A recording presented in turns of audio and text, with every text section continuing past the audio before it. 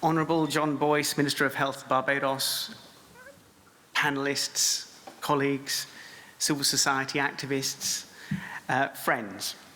Welcome to this Commonwealth Civil Society Forum on health, security and universal health coverage. My name is Vijay Krishnarayan. I'm the Director of the Commonwealth Foundation, and it's my pleasure and honour to welcome you to this important activity.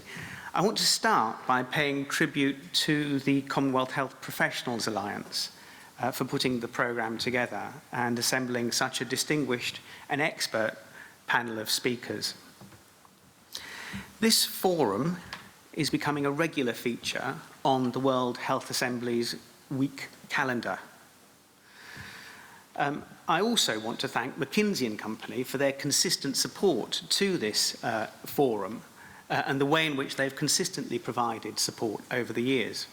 I have to confess, this is my 10th Commonwealth Health Ministers meeting, and I've always been encouraged by the support and to see McKinsey alongside the Commonwealth Foundation in supporting civil society inputs to the Commonwealth Health Ministerial meeting.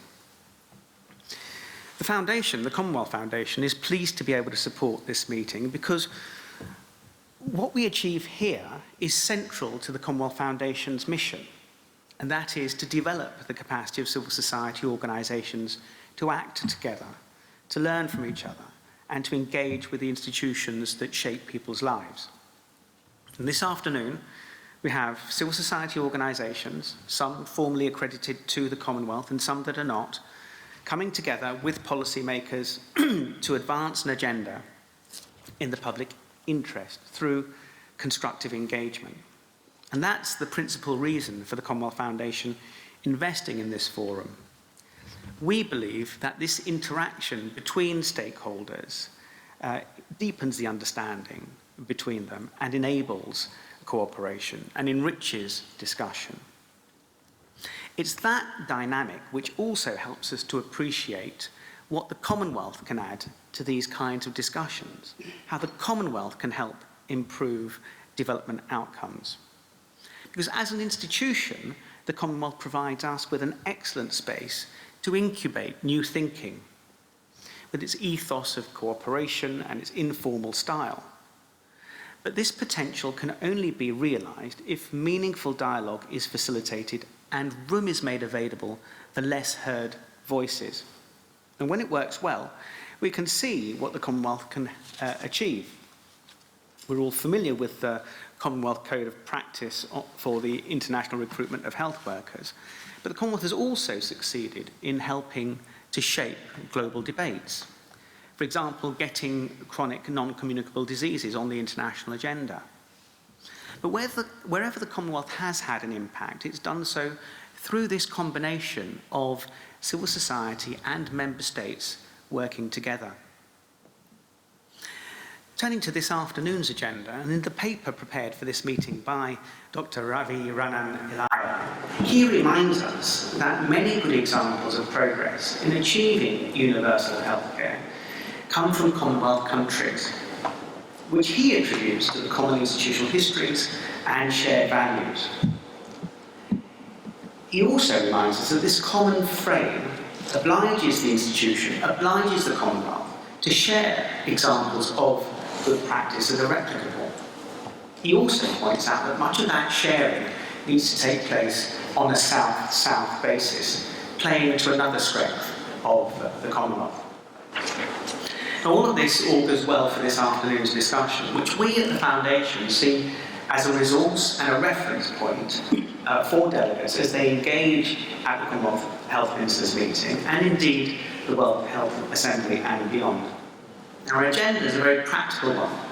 It's fixed on this aspiration which speaks to Commonwealth values, and it's that of universal health coverage and its importance in addressing health emergencies. It is, of course, right that proper attention is paid to finding ways and means of financing universal provision. For the Foundation, our interest is also not just in the financing, but in the institutional arrangements that underpin the provision of universal healthcare. the policy processes that shape universal healthcare, the processes that help to monitor the provision of accessible and quality healthcare. And of course, the Foundation is not a health-focused agency, but our interest is in supporting dialogue between stakeholders, whether that be in health, education, climate change, or gender equality. But one of the striking things about the health sector is that this is where we see some of the best examples of what multi-stakeholder dialogue can achieve, and the way in which that can improve development outcomes. Through our grant-making foundation, we've supported an organisation called Health Poverty Action. We've helped them to build the capacity of African civil society organisations to enable the participation of marginalised and rural communities in the processes that determine and shape their health services and associated policies. Now, this project targets participatory structures that are already in place in 3 countries, Kenya, Rwanda and Namibia. And it explores how these processes, how these participatory structures can be enhanced, how participatory input into health policies can be scaled up and shared in other countries. In Kenya, a community conversation approach seeks solutions directly from community leaders and influencers, facilitated by trained moderators. In Namibia, designated clinic health committees support dialogues with health service providers to make sure that the solutions are relevant. And in Rwanda, the traditional Ubudehe social protection system sees communities select a priority community project from a list of options and decide collectively on actions to take. Now, in each of these countries, meetings are going to be held with decision makers, between decision makers and stakeholders at the margins in order to share learnings on participatory methods. All of this with the aim of embedding the ongoing contributions of those underheard into the fabric of their national healthcare systems. Now, all of that will result in a report, and it's our intent that the resulting best practice report will offer key insights into the participatory methodologies used in those 3 countries. The document will help a diverse set of practitioners and stakeholders to think more critically about the ways in which health provision can be enhanced in their respective contexts. But it will also provide a conceptual rationale for participatory health governance by addressing why the political determinants matter most today and how participation fits into this. That brief example demonstrates the need for those who make policy at the moment, whether they be government officials, clinicians, or indeed civil society advocates, on the need for them to make the connection between the who, the what, and the how of universal coverage. I look forward to this afternoon's discussion and its contribution to this end, and I wish you productive and progressive deliberations. Thank you.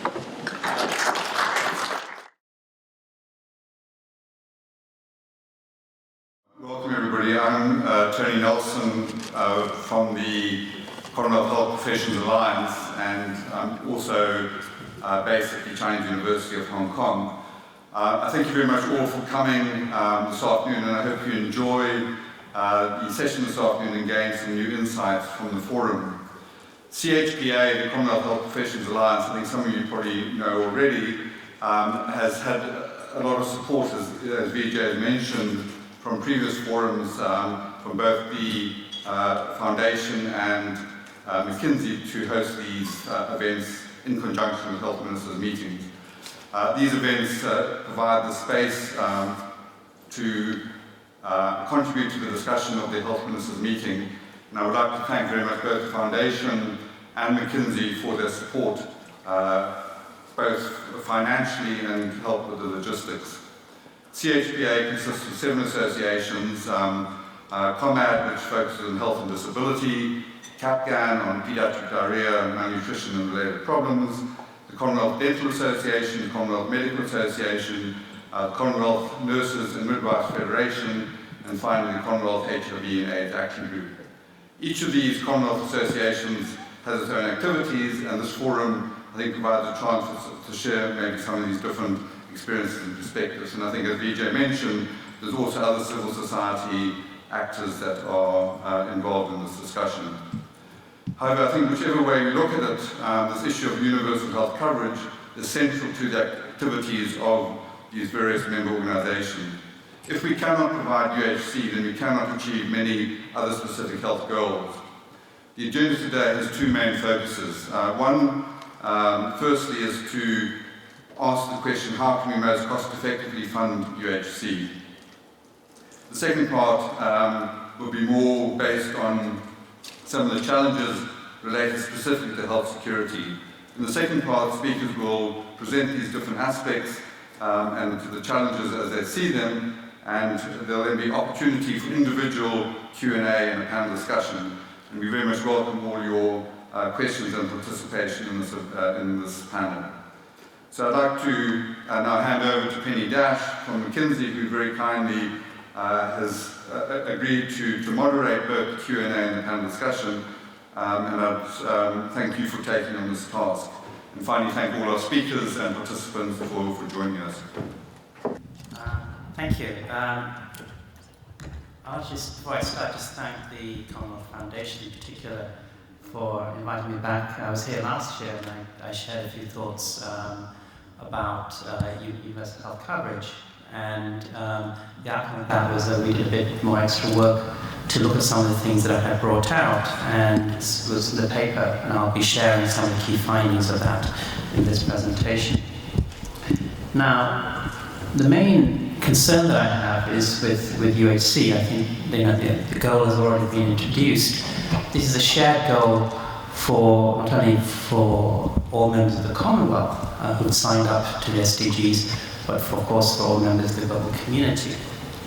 And the SDG 3, with its emphasis on universal health coverage, is different to our earlier emphasis in the MDGs on simply health outcomes.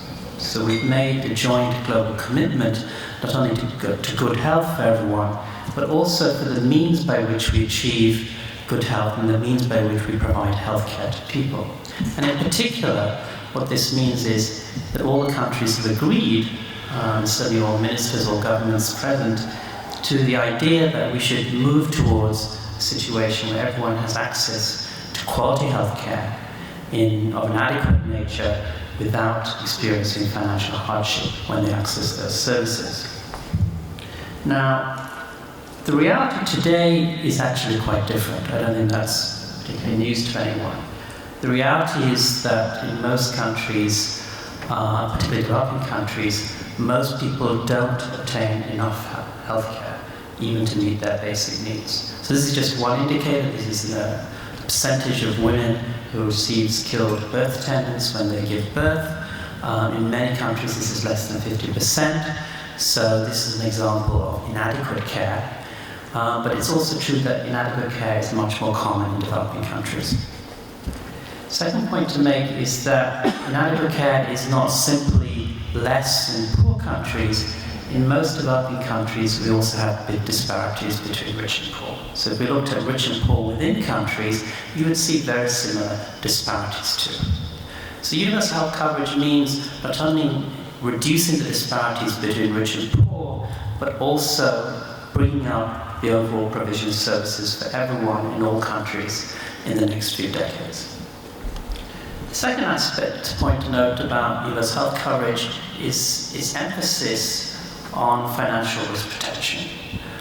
Millions of people around the world every year experience serious financial hardships by being forced to pay out of pocket to buy needed healthcare services. And in the agreement on the SDGs, it was accepted that dealing with that problem had to be part of the overall developmental agenda. Now, that's the problem.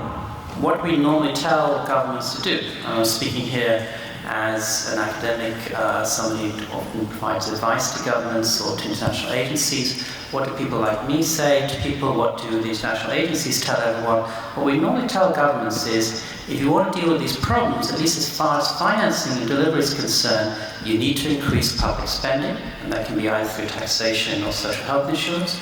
You need to improve your health delivery system, your infrastructure, so services are actually available, and you need to reduce out-of-pocket spending on health to improve financial risk. There's very broad consensus around the world that these are generally the good things that we should be aiming at. Now the problem is, how do we actually do that? Generally speaking, again, we offer countries really two standard routes to achieving this.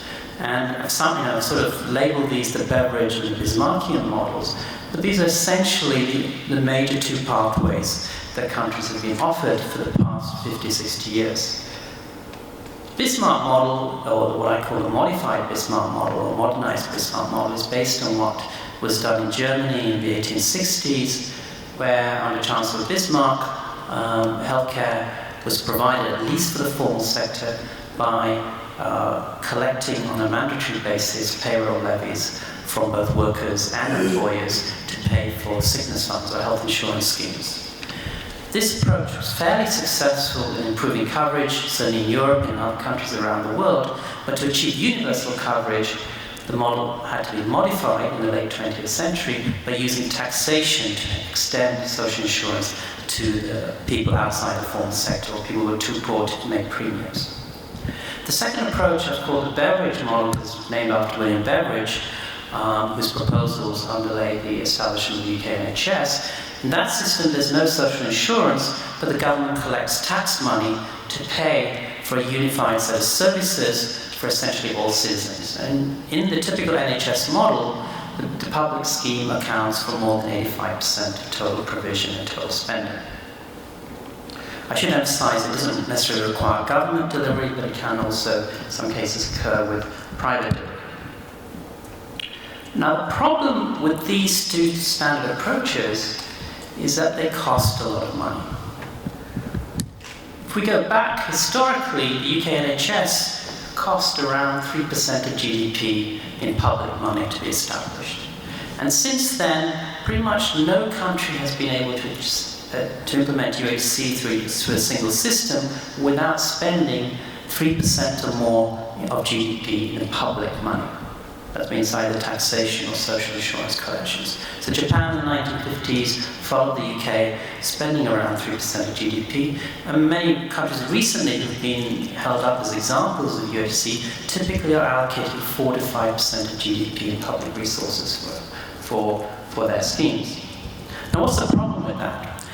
The problem is the country's general ability to raise social health insurance premiums and taxation is essentially limited, related to their overall level of economic development.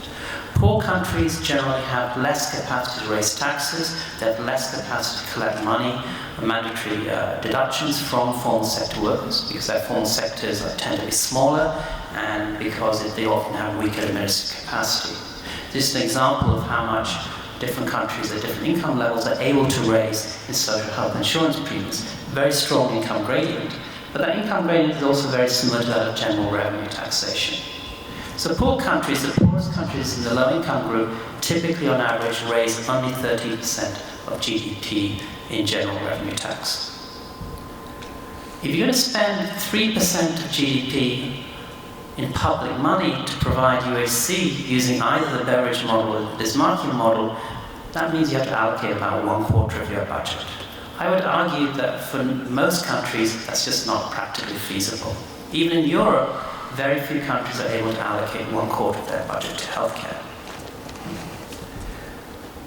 So the reality is, I would argue that for the poorest countries, neither of those approaches actually work. Now, at that point, I could just go home and say, well, this is an unattainable goal. But of course, that's not why I'm here. What I want to share with you is that maybe there's some other possibilities that we haven't given enough attention to. So I want to just share some data with you. This is data for some countries, mostly in the Commonwealth, in green, compared with some countries who are held up universally as role models for how to move towards UHC. Role models include countries like Mexico, Thailand, Turkey, Brazil. They have been, I think, praised not only by researchers and by civil society, but even by international agencies, the World Bank, WHO, etc. Now, if you actually look, I rank these countries, these are all middle-income economies in this case, I rank them by the level of government expenditure, including social insurance, from bottom to top. And you'll see in green are some Commonwealth examples of countries who I call hybrid systems. These countries generally spend far less than the well-known UHC stars. Sri Lanka spends about 1.4% of GDP, Malaysia only about 2% of GDP. I didn't put Singapore on this list, but Singapore also has relatively low expenditures, and that probably is an example of a hybrid system. All of these countries have very high rates of private spending, out-of-pocket spending, which is generally regarded as a bad thing by WHO and most international experts. But if you actually look at their outcomes, they have very high levels of healthcare coverage, and they have very good health outcomes. In fact, all these countries like colored green outperform their peers in terms of overall health status. They have high life expectancy, lower mortality rates, etc., etc. Now, these are developing countries. Turns out that this is not just a developing country phenomenon. If one looks in the developed world amongst advanced industrialized economies, it also turns out there are examples of this approach even in that group. I've shown you Hong Kong, Tony's from Hong Kong, and this island in Australia. These are countries who've never been able to implement either the Bismarckian or Beveridge models. They spend substantially less in public money than their peers, but they in fact achieve much better outcomes. And I've compared here Ireland with the UK, because there's obviously very natural comparators, and then Australia and New Zealand. Now, these examples I raised last year, but the question it really raises is this just a coincidence? Is this some kind of divine luck? These countries are just happening to do better?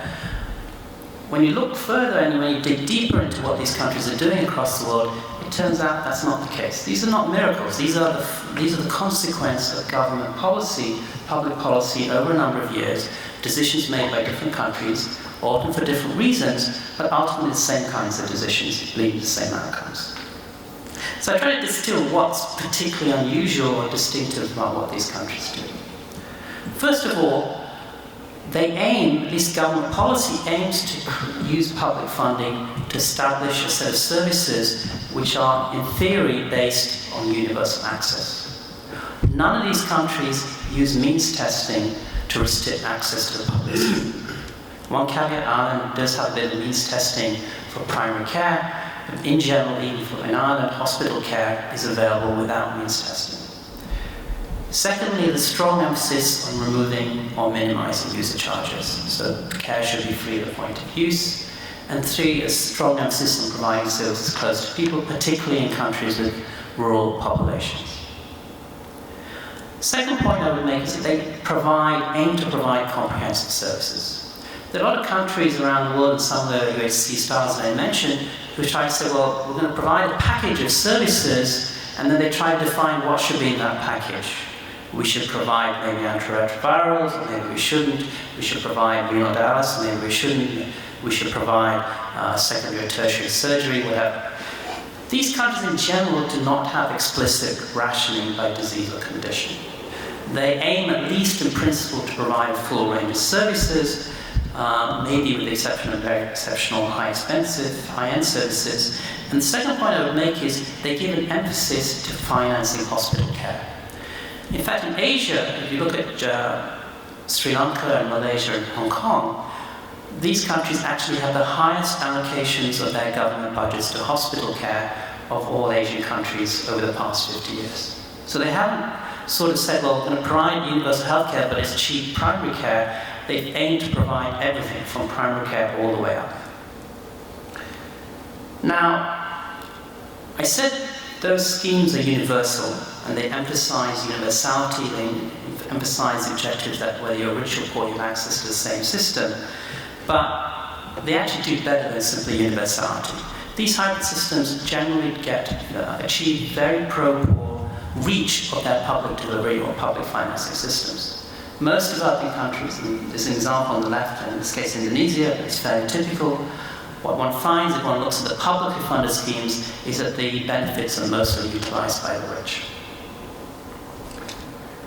Now, if one looks at the hybrid systems, in the paper I have a lot of data on this, what one finds is the publicly financed scheme generally benefits the poor. So even though it's technically universal, in practice it ends up being pro-poor.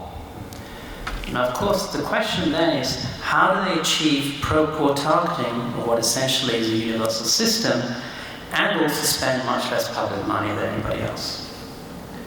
Well, the secret is that they have to ration. And I'll use that word for that explicitly. But what they ration is different to what other countries ration. What they ration or skimp on is not the clinical services themselves, the medicines that people get, the operations that people have rights to. What they skimp on, and this is often done implicitly, is what I call consumer quality.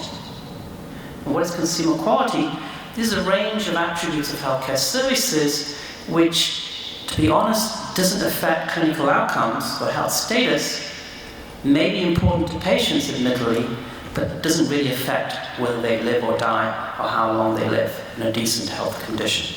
So these are things like the choice of doctors, how much time you spend with your doctor, the amenities, the luxuries in the hospital or clinic, the overcrowding and waiting times. These countries ended up rationing on those things while preserving the clinical quality.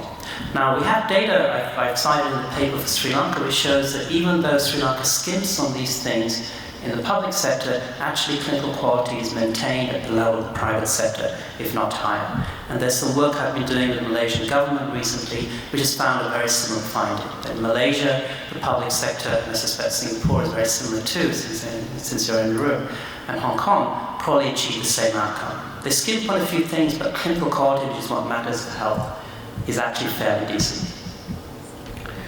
Now, what happens when you skimp on these things?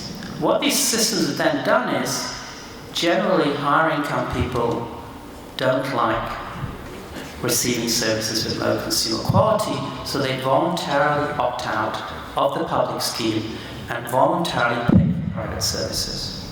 So what we get is a form of natural means testing, but not based on actual government identification and assessment of income. Now, why is this better, I think, than kind of formal means testing? I think the reason is that politically this is far more saleable than forcing people into one system or another. I had very interesting discussions in the past year with the Malaysian health minister, and he will tell you, as long as people do this of their own choice, he has no problems. But if he attempts to force people to make this choice, then there will be political help to pay. Now, just to sort of visualize what's going on here, and how this, I think, varies from the standard kind of solutions that other countries think about. Generally, what countries in the developing world are facing is they know they want to provide some kind of scheme for everyone with decent healthcare, decent quality, but one option is to provide, this is a social insurance model typically, to provide a scheme which provides very generous benefits with all the frills, but when they try to do that, only a small percentage of the population can get this, usually in the formal sector. And then what are the poor left with? Well, they're left with whatever's left, or nothing at all. Now, the other option is to say, well, okay, we're not going to provide all the frills, but we provide a fairly decent healthcare system without the frills, but we make it universal to keep within the budget, and that's this option here. But the problem with this, at least for the cases that I call hybrid models, is that this system is still too expensive. And when I say expensive, it's really a political problem. People, taxpayers, citizens don't want to pay the money that's required to provide these services for everyone. So what have these hybrid systems done? They hit on what they eventually worked out is instead of providing a decent service for everyone, they provide a slimmed down service. It has all the basic stuff, all the bones there, but it's maybe a bit thin on the flesh. And that's affordable. They can just about provide that for the whole population. But the problem is, rich people are not very happy. So what do? They voluntarily exit and buy and pay for much better consumer quality services in the private sector, which leaves the public money to be concentrated on the poor. So the poor ends up with roughly equal amounts of clinical care as the rich in most of these systems, even though they don't get all the frills, which I would argue doesn't matter from a clinical perspective, but may matter from a political perspective. Now, that last point about the political perspective I think is important. These systems are not without their problems. And I think it would be dishonest of me to tell you that this is some kind of paradise. These systems have usually very significant political problems in dealing with the dissatisfaction that the upper income, middle class people face when they have to go private and pay out of pocket. This is true in Australia right now. There's a big issue in Australia right now is the high cost of private insurance premiums. It's a big issue in Malaysia. The Malaysian government is trying to figure out how to reform their system. In Ireland, long-running problems, an advanced economy, and their solution, which is often the solution talked about, is to introduce some form of national health insurance. So all of these countries, if you actually look historically, have gone through cycles where every 10 years they consider introducing universal health insurance to provide a better service for everyone and keep the middle class happy. What always happens, and this happened in Ireland a few months ago, was when they ran the numbers, it turns out that alternative is too expensive. And so there was a bit of a political fiasco in Dublin a few months ago, where the Irish government, which had committed itself to universal health insurance, at the very last moment said, we can't go through with this, it will cost us too much. And the reason is, these systems are fundamentally constrained by the amount of money they're willing to spend from the public purse. And until they are willing to overcome that constraint, they're stuck with this system, which has its problems, but I would argue still, at the end of the day, maximizes their overall system priorities and system goals. So just some recommendations to end with. I've shared with you some examples of countries who spend far less than other countries, but have good UHC outcomes and good health outcomes. But the problem is, these countries are never talked about. I did a search on Medline for the number of articles that mention universal coverage and different countries. And this is just to give you an idea of the relative frequency in terms of how people write about countries as examples or even as problem cases for UHC. And you'll see the stars who spend a lot more than the other developing countries get a lot of mention. That we just take Jamaica, Sri Lanka, and Malaysia, they get about as much mention as Rwanda. This, I think, reflects a fundamental, neglect of a very important experience in the Commonwealth, which I think stems from very common institutional histories. I think we owe it to the members of the Commonwealth, at least in terms of sharing our heritage, our joint heritage, to begin to document these cases far more systematically and to identify what aspects of their experience, I don't think all of them can be copied, but what aspects of the experience can be translated to other countries to help developing countries, particularly low-income developing countries, meet the objective of UHC, given what I would argue is a fundamental reality of limited public budgets.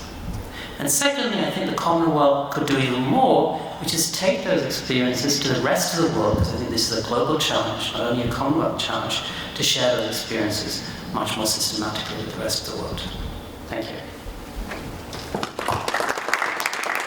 Well, that was an absolutely fascinating conversation. I have to say, I think many governments would be very interested to see your analysis. I think the big question I had was, in any of these systems, how do you ensure that you're getting the best value for the money that we spend?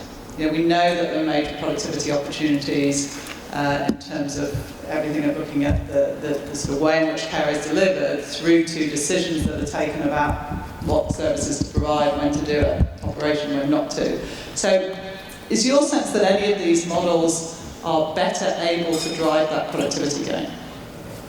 I think there are a variety of different methods you could use to improve productivity, efficiency, or value for money. But I think the general observation you can make about these countries they face significant political pressures, as I said, to do various things. They want to maximize coverage and access while maintaining low levels of public spending. So in fact, if one digs into these cases, what usually you can see is there's in fact, at the macro level, considerable pressures to actually do that, to get value for money. So in Sri Lanka, usually what our doctors usually worry about is not, they don't ask for more money, that's very strange. They should be asking for more money. But what they usually think about is how do we do more with the money we have, and that's sort of indoctrinated in them. But it comes from the overall pressures. So I think that there's I would say, the system level considerable pressure in these systems to be efficient, and the data in fact indicates that. So I'll let you discuss that a little bit. Great. Other questions? We've got a roaming mic, or a couple of roaming mics. Okay.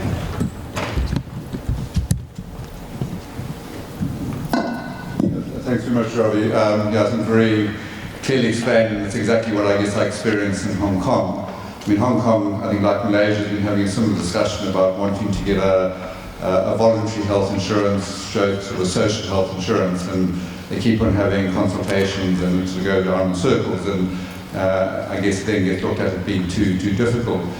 I mean, to me, there seems to be a subtle drive below all of this, that the health insurance providers have something to gain from this, and the question is who's pushing this agenda, because even with a voluntary health insurance or a social health insurance, it's often managed privately, so there's a lot of money to be made by encouraging countries to move to that direction. Do you have any comment on that? I mean, I think there may be some truth to the fact that, say, people in the financial industry might have interests in those kinds of reform, but I think in general what you see is that there's a fairly wide set of actors who might want that kind of reform. So not just the insurers, the doctors like to get more money, and the middle class because they're not very happy about having to pay out of pocket for expensive private service. I think that there's a combination of pressures. But at the end of the day, governments in these cases, I think, usually find that they have to balance those pressures with the need to ensure the scheme is universal, which is what they have now. And in order to do that, they would have to raise taxes or raise insurance premiums. So they have to counterbalance the pressures of maybe very vocal minorities against the pressures of maybe some larger segments of society who may not be happy about the consequences. Question at the back. Thank you. I'm Andrew Pillay from South Africa.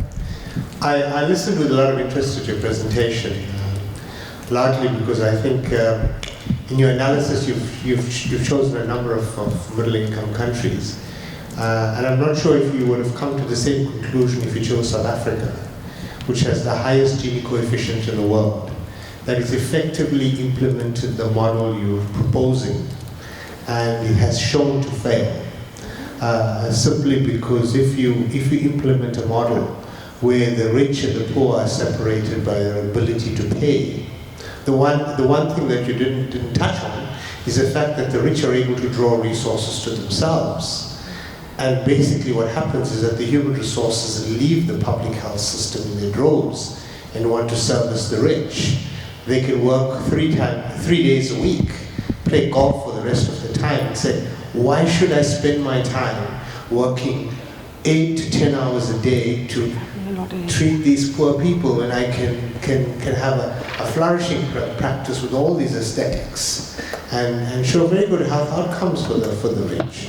And our data on the poor is actually terrible, and the data on the rich is great. And so when you talk to somebody from the private sector in South Africa, they'll tell you, look at our life expectancy. So what you actually now have is 2 countries. You have the country where the rich are accessing care through the private sector and the poor access care through the public system.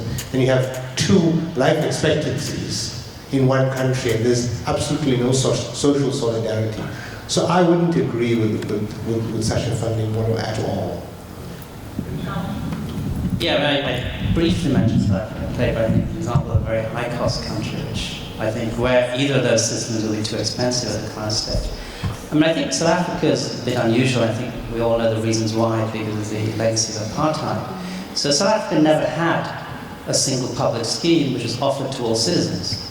Before apartheid, I think you had 14 health ministries or 13 health ministries. They had 13, 14 different schemes, and then the government, through government policy, created a private insurance system for white South Africans. Let's be completely honest, it wasn't high-income South Africans, it was white South Africans. And so South Africa, unfortunately, I think, has to battle with the legacy of the institutional divisions and, I think, inequities that created. I mean, I've been to South Africa several times. I have to say, in the case of South Africa, it's one country I really don't know what, it's clearly what to do. I mean, I think even the South African government, I think is struggling with what to do about that. And I think one of the consequences of the system you have is it's just too expensive. I mean, you never had a unified system, and you can't do Beveridge and you can't do Bismarck because it will cost even more than 3% of GDP, it will cost you 10% of GDP. And that's really not affordable. Can I just clarify? Yes, we didn't have a unified system, but the system was unified in 1994. We're now in 2016. So yes, it wasn't unified. Now, any South African can have access to private health care, and there are many black South Africans that do. It's not separated on race now. I mean, there's still many whites, yes, but it's separated on the ability to buy private insurance. You had a question over here, this one table. Lots of questions. We may have to save some of them for the panel at the end. It's not overrunning. Is there someone here who wants to respond? Thank you for a wonderful presentation, thought-provoking. Well, you started off speaking on the whole issue of catastrophic care. And in every society, what constitutes catastrophic care continues to remain a challenge for governments and the poor. I wanted to reflect on this because if you have private insurance and you really, really can afford high-end care, you'll probably manage your catastrophic care issues. If you're in a public system, that's less likely if there's rationing of care, depending on the income of the country. Could you comment on this? Yes, so very just a couple of clarifications. In the paper I make a decision in public and private, but private is not, and maybe that was maybe a misunderstanding, this is not an argument for private insurance. So this is, usually in these systems, it's mostly out-of-pocket spending as opposed to private insurance. And of course the question then is how do they have high levels of out-of-pocket but not such bad financial protection outcomes? And I think the reason is to deal with the income separation of patients. So we've just published a paper on Malaysia, which I cite. In Malaysia, about 35-45% of total spending is private, mostly out-of-pocket. But if one looks at who spends the out-of-pocket money, it's mostly the wealthier people who are going to the private sector. So for them, it's affordable in that sense. It doesn't create financial risk. And it turns out that Malaysia, with such a high out-of-pocket private share, has financial risk outcome indicators similar to that of Sweden. Now, Sri Lanka doesn't do as well because we spend even less than the Malaysians. That's a problem in our country. But even then, we still do much better than other countries at a similar income level and given the levels of public spending. What I'm saying here is, yes, I think in an ideal world, the government would pay for most of everything in the healthcare sector, but the reality in developing countries is that governments can't or won't do that, and we have to figure out solutions which will minimize financial protection but improve coverage despite that. Let's just have one question over here. We'll move on. We'll save the others to the panel at the end. Thank you very much, Ravi, for the presentation and offering, a perspective or a model. My question is, if you can share some thoughts on maybe some other countries we're in, because the assumption of the model is that there is a robust tax system happening.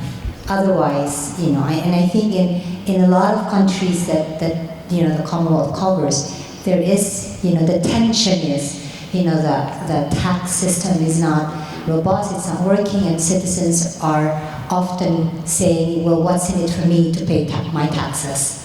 And it's like a vicious cycle, because then services are not delivered because there is a tax issue. Can you just share some of these contradictions if you're familiar with them or have studied them in other countries? So I mean, I think the problems you raise about people's unwillingness to pay taxes is sort of universal, but of course the problems are much more acute in poor countries. So I think I'll take that point. But let me give you sort of two reactions. First of all, if the problem is that it's really hard to collect tax money in poor countries, and I would agree with you on that, then an approach which says the Beveridge route, the Bismarckian route is the way to go is simply not realistic. That's my first point. So what I'm offering here is some experiences of countries who actually spend far less than the countries who've gone down that route. So my kind of proposal to you or suggestion to you is that the reality is, yes, we're not going to get a lot of tax money. I mean, Sri Lanka's sort of verging on upper middle income status. We have a tax base of 11% of GDP. It's horrendously low. It's shameful, but that's the political reality. So Sri Lanka and other countries have figured out how to use very small amounts of tax money to maximize their UHC outcomes. And that experience hasn't, I think, been properly understood. Great. All right.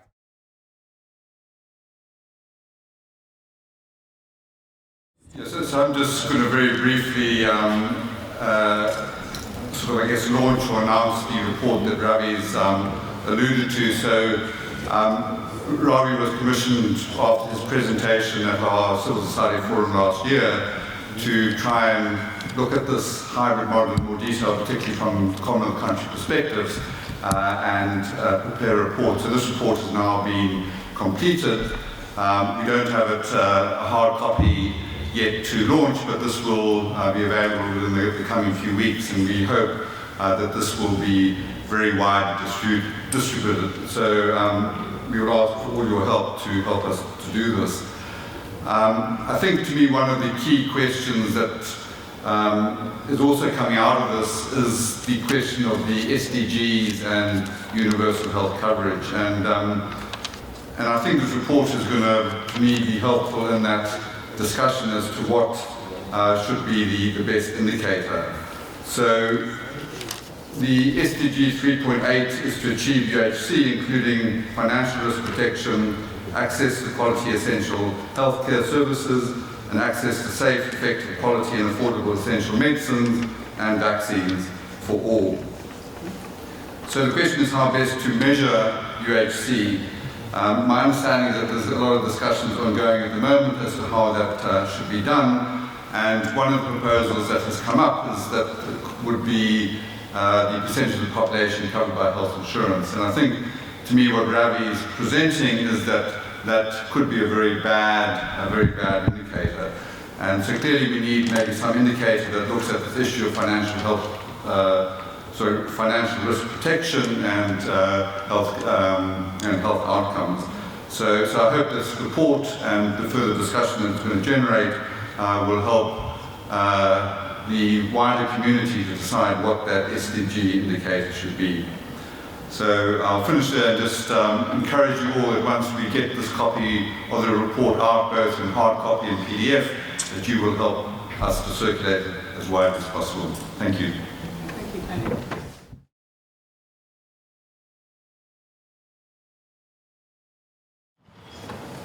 Thank you very much for inviting me. I work with Doctors Without Borders, and which has provided me an opportunity to work and learn about various Commonwealth countries. More recently, I've been a little involved in Malaysia and did get involved in South Africa.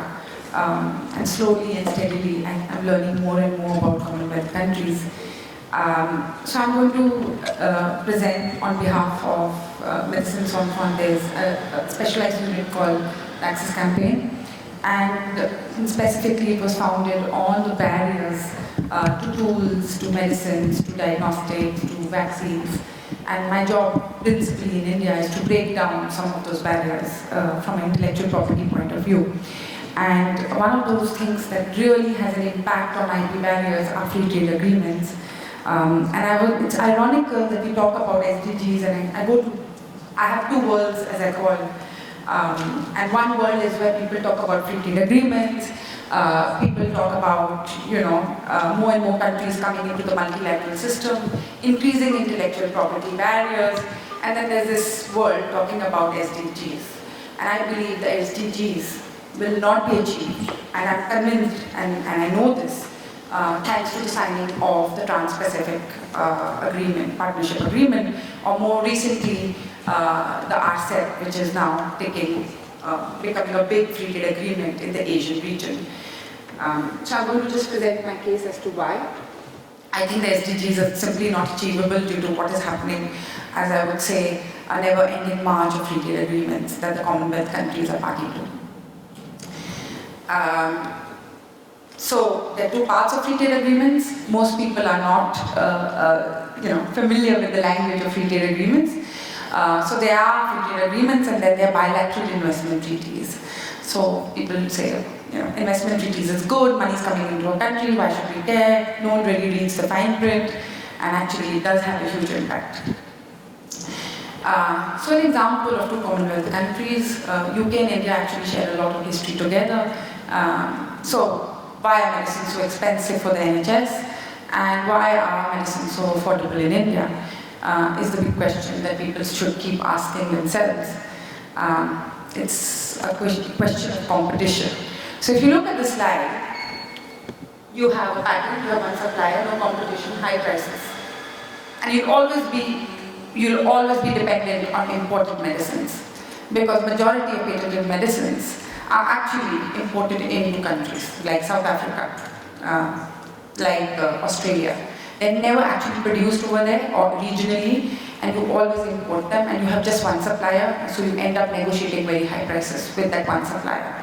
On the other hand, if you don't have patents, you have a much better functional procurement system, because you just don't have one supplier to go to. You can actually have several who bid under an open tender system, and therefore, when they bid against each other, you have lower prices. And I'm not saying this works in every case. There are for example, pediatric HIV, where competition doesn't really work, even though there are no patent barriers sometimes.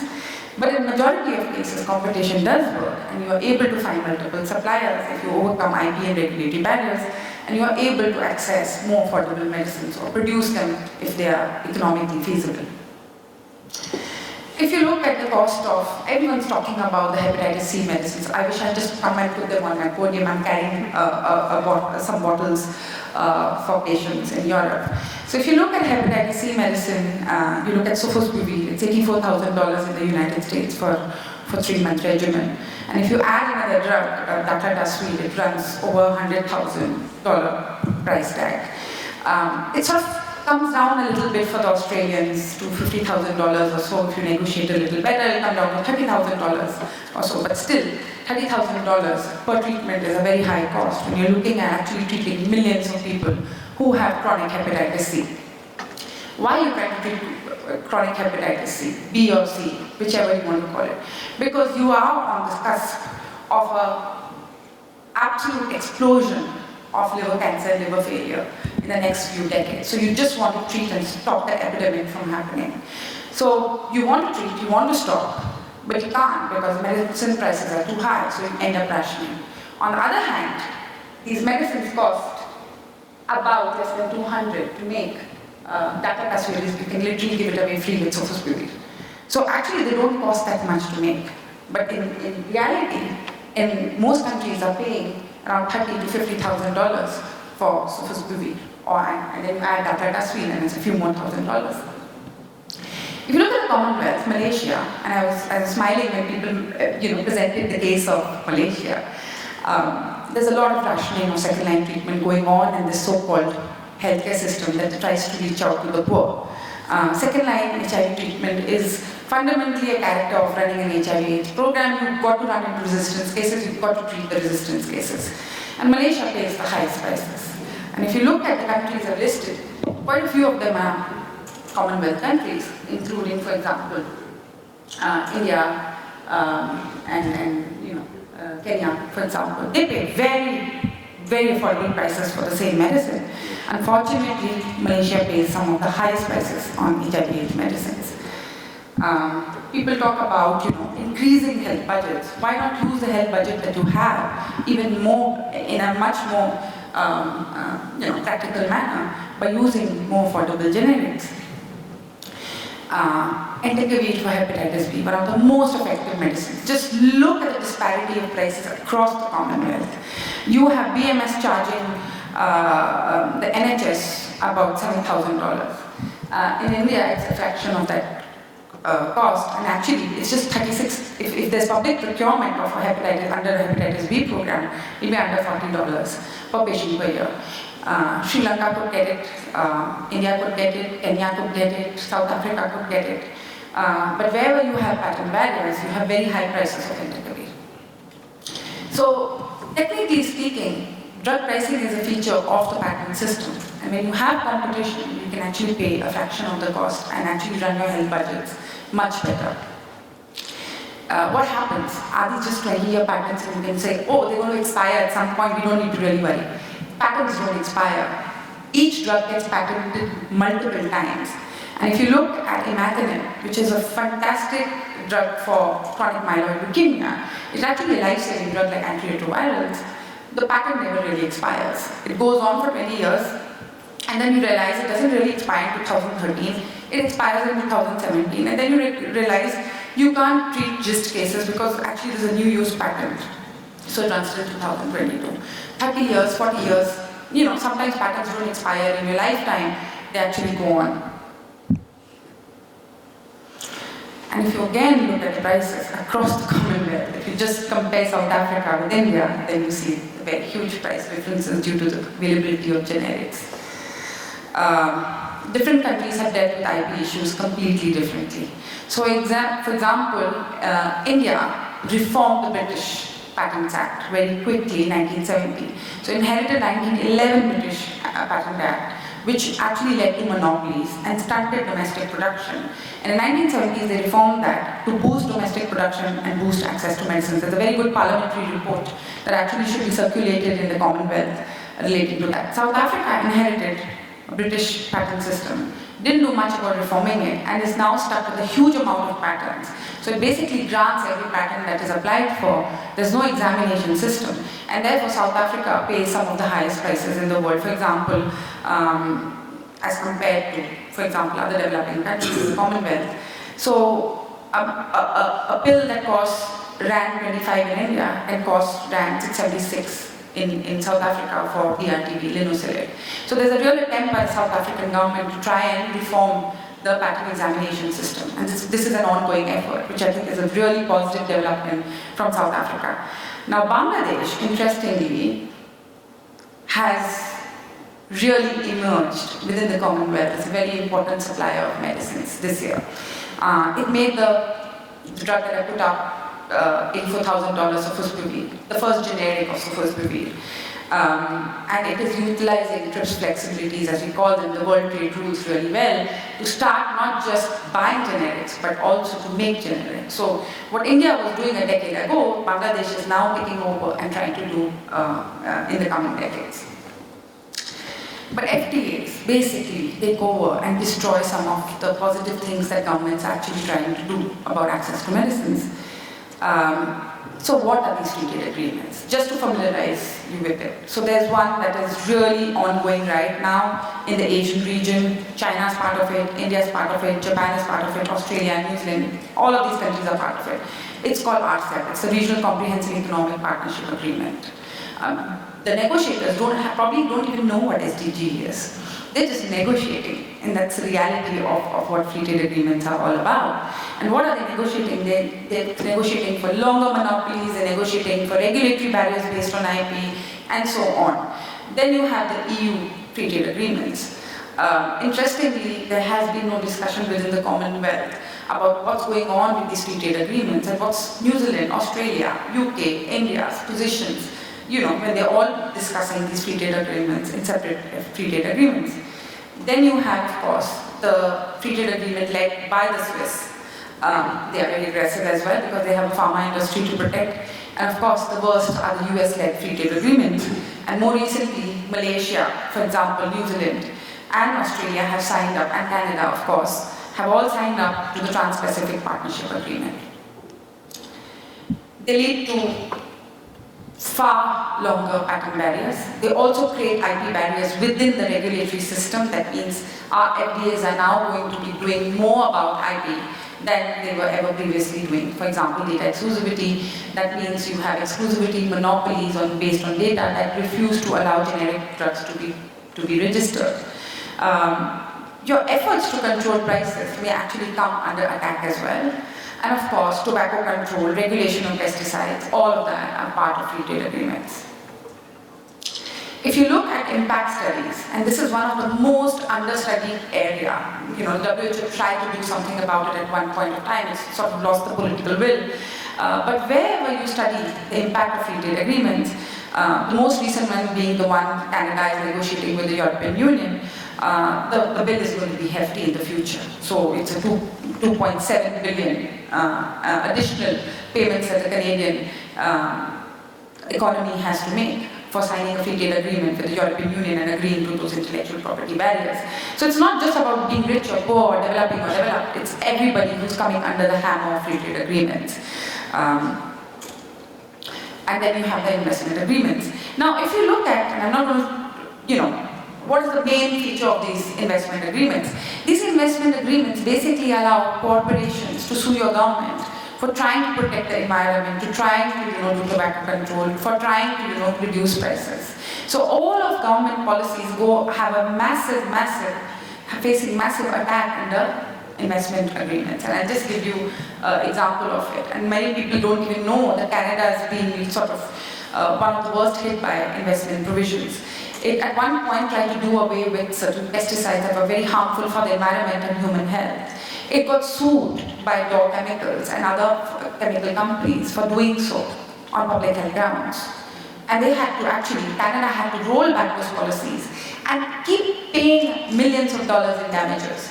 So you might be thinking as a health department that let me do something about health and the environment and do something about it. No. Someone is going down the line waiting to sue you in these investment treaties. Tobacco warnings have come under attack investment treaties across the world. When you try to put warnings, when you try to bring plain packaging or bigger warnings, everyone's got sued. Uruguay, Australia, you name it. Everyone's been attacked by Philip Morris or the British Tobacco Company. I don't know whether you heard about it. There was a major embarrassment in Pakistan when the British ambassador went to lobby with the British Tobacco Company against bigger warnings. So you can imagine the issue of tobacco warnings is becoming bigger and bigger because more and more people are getting cancer and countries are getting little more apprehensive about the bill they have to pay for lung cancer and what impact it's having on public health. So the tobacco companies are using these investment agreements to attack countries who are doing better tobacco control. That is across the board, right from Uruguay to Australia. We are waiting for the British Tobacco Company to sue India. India has just introduced a rule of 85% package warning. So ITC, it's a big company, is owned by the British Tobacco Company. So we are hopeful that they will sue us so we can actually now point out that the investment treaties affect everybody, not just Australia. So I think these investment treaties are really problematic and we should actually do something about across the Commonwealth and at least have a common position saying that these investment treaties should not undermine public health. They've been doing it for a decade. In Hong Kong, in Canada, Australia, across the Commonwealth, you can see whenever tobacco control measures are taken, it's the investment treaties that are utilized to actually, I would say, threaten countries. Australia stood up to the bullying, others didn't. Some just quietly rolled back. And Hong Kong was one of them, for example, at one point of time. This is 2005, and they said, they were mindful of possible litigation and were prepared to allow such words to be used. So that means they were wanting to remove mild and so on from tobacco packaging, but they had to go back on it. Grounds used for suing governments include vague terms like fair and equitable treatment, protection from expropriation. So if you take away the space for a trademark or a tobacco package, that is expropriating their IP. So that's the kind of arguments being posed out there. More recently, Canada has got sued by a pharma company, Eli Lilly, for multiple, I have a minute. That's possibly the last slide. So if you look at it, what's Canada getting sued on? These are mental health drugs. And they basically try to patent it again and again and again and again. So for example, if you look at olanzapine, they have tried to patent it for bipolar disorder, sexual dysfunction, insomnia, nicotine withdrawal, tic disorder, anorexia, autism, mental handicaps, pain, substance abuse, and Alzheimer's disease. For every use known, they try to patent it and try to block the generic from coming into the market. The judge is really not very happy, so he basically threw out a lot of these claims and they got sued. So evergreening, which is a very big problem across the Commonwealth, can't be addressed because of these investment agreements. So what's actually happening? No one really knows till the actual agreements are signed what's in them. Whether these are investment treaties or free trade agreements, we as people of the Commonwealth have no access to the text. There is no transparency. So if as Medicines Sans Frontières, we want to represent our patients and put in our submission, we can't. There is no text to be seen. The European Union, the United States, and everybody believe that the text should be kept secret. This is part of the negotiations. You will keep the text secret. They just consistently refuse to release the text so that there can be a larger discussion among experts. There's no access to draft text. Parliamentarians across the Commonwealth have no access to the text that their governments are actually negotiating on their behalf. So even parliamentarians in India, for example, or Malaysia, have no access to the text. So there's no oversight, there's no parliamentary oversight. I mean, I just believe that democracies are being undermined by these free trade agreements. I mean, there's a reason why a large number of us are, respect the democratic system, because we believe that, there will be parliamentary oversight, there will be transparency, but that's not happening. And of course, there's inadequate information. No one really knows unless, you are a geek, like some of us are.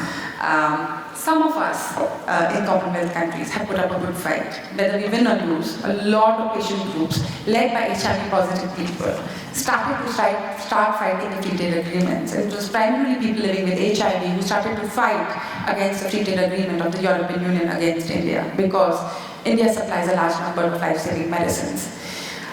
There were protests across the world on the free trade agreement, and that was the first time the spotlight was turned on such a big scale on a free trade agreement and IP provisions. There's a lot of debate going on internationally, and I'm sorry I didn't put up the SDG thing, but you've got a high-level panel on access to medicines from the UN. We know that 1/3 of all people in developing countries do not have access to affordable medicines. But where is the Commonwealth position?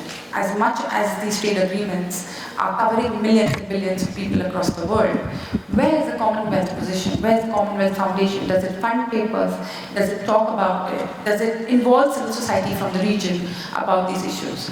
I think there's an opportunity about talking about free trade agreements and talking about health within those free trade agreements. Thank you.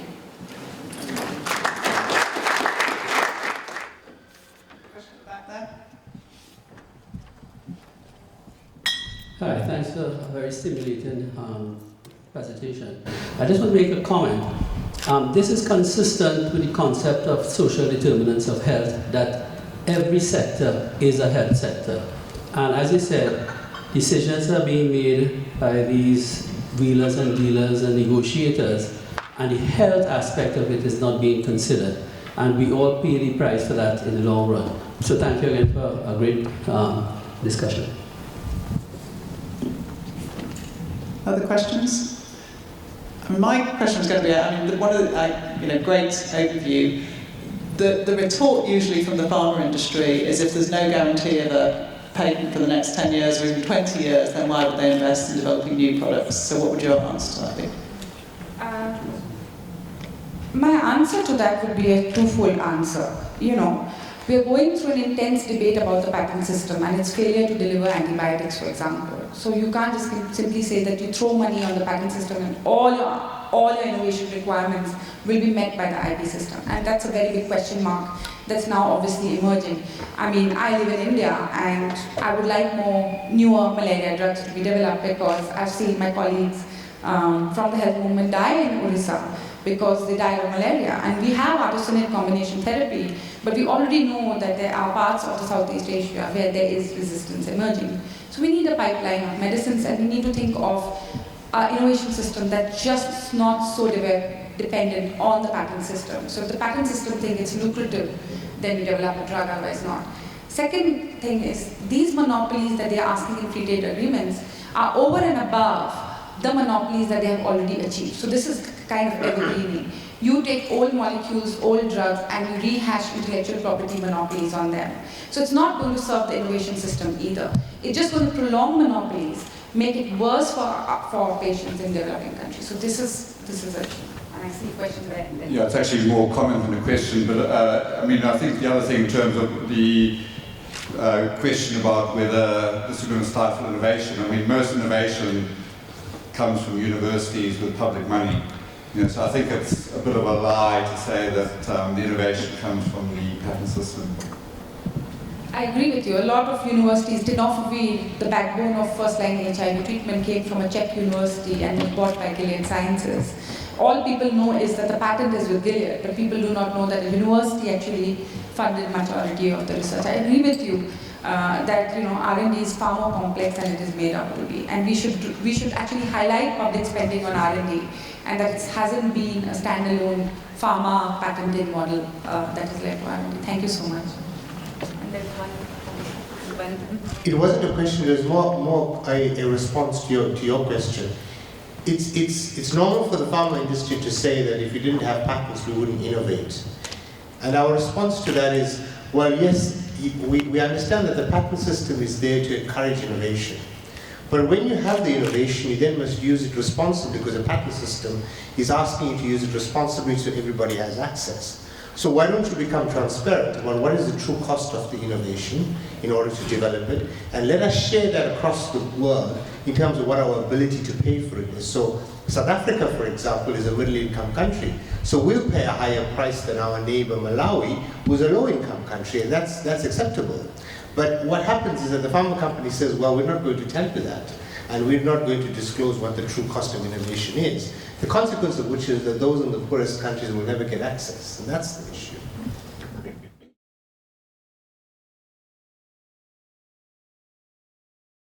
Roles, and I'd just like to share with you, I'll try and stick to time, otherwise I'll be telling myself off. I'd like to share with you some work that some of my colleagues have been doing, working in a number of situations globally, and that we've also asked one of our colleagues here just to tell us a little bit more about what's happening in terms of polio eradication around the world, just to add to a bit more of my presentation. Okay, so there are 4 particular situations where we, as a consulting firm, have played a role in helping to address the global response, essentially, to 4 key infectious diseases. And I think one of the questions I've asked as we've entered this is, why would a global management consulting firm come and play a role in anything to do with controlling diseases? And what I'd like to share with you is the role that we've been essentially playing, which is largely about bringing in strategic expertise in project management, but also making sure that we can align, in some ways, the expertise in a number of different industries to try and tackle some of these really quite different problems. And to do all of that in a very rapid and hopefully constructive way, which enables us collectively to get the best results. So we would never pertain to say that we were experts in the control of diseases, but we would say that we've got some expertise in project management and strategic thinking that we can bring into this by working with, indeed, many of you to help to tackle some of these challenges.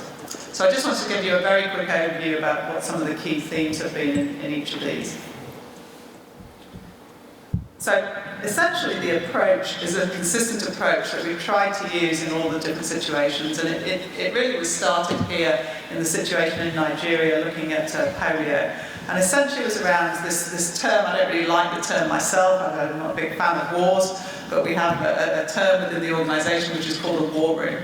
And essentially it means that you bring together a group of people who work very intensively over a short time period. We often try and have people be literally physically co-located so that they can have around the room lots of charts, looking at what's the time scale and the process and so on. We try and make sure, as I said before, that we're bringing in people with a multitude of different talents and capabilities. We try and, as much as possible, as illustrated by our last two speakers, bring in transparency. So really try and bring in a lot of data, a lot of analytics to try and shine a light on what some of the challenges are and indeed what some of the solutions could be. We really seek to encourage very rapid decision making so that we can go from here's a problem to here's an answer, literally within hours rather than, as sometimes happens, in several days or weeks. And then, as I mentioned before, a big element of this is around robust program management. Really learning from the expertise of, in some ways it may sound a slightly strange analogy, but the expertise developed in going into failing businesses and saying what do you need to do to stabilise that business very quickly. So a sort of rapid turnaround approach where there's a real rigour in having programme management, targets, a number of different initiatives which need to be delivered, and essentially holding each of the constituent parts to account to deliver those rapidly and in line with the agreements at the beginning. And so a key thing to the polio response was to develop those emergency operations centres where you could bring together all of those different elements that I was just referring to. So essentially having one centre really focused on saying, what are we going to do, what are we going to be responsible for in our particular centre, but making sure that that's aligned to the overall big picture, the overall sense, again, of urgency, need for consistent action, and need for very robust programme management. And as you can see, it's had a very positive impact. Again, we wouldn't say it was just down to this, but our sense is that this sort of rapid response, rapid approach to tackling infectious diseases can really have quite a significant impact.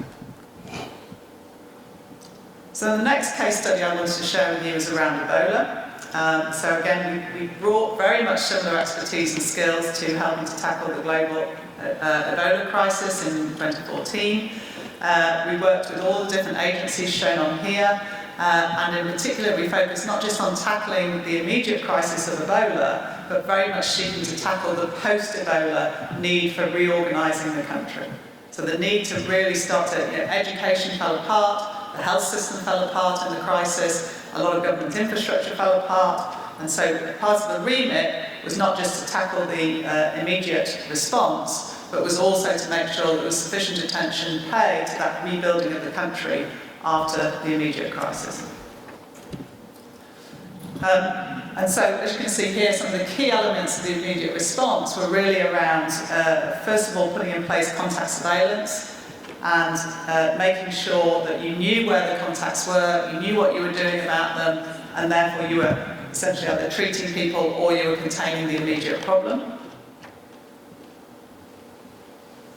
We put in place an operations centre so that you could, again, use the same principles that I was talking about before in order to effectively identify the disease and effectively manage it.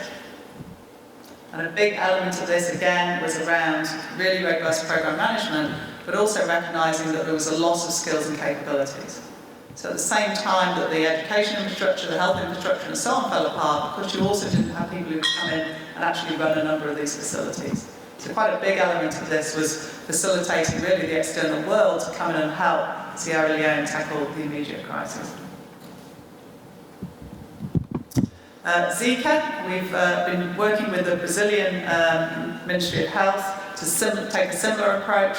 So again, very much looking to say, what's the immediate strategy?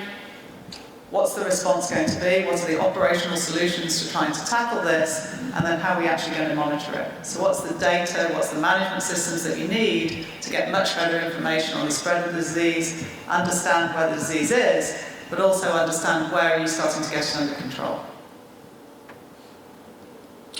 And then finally, the MERS work that we did in Saudi Arabia, again, has a number of similar elements. But in this, there were a number of key lessons that came out of it. And up here are just some of those lessons which I just wanted to share with you. So the first is communications. And in some ways, that would apply to any project, any program, any piece of work that you do, is a real need for really good communications. But often that's something that people tend to leave to the end.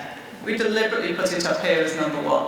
you know, all of you will be aware, going to meetings, you talk all about what are the things that we're going to do, and at the end of it you say, oh, we should probably think through what's the communication that we're going to put out to the press or to staff and so on. So this was about saying, put that number one.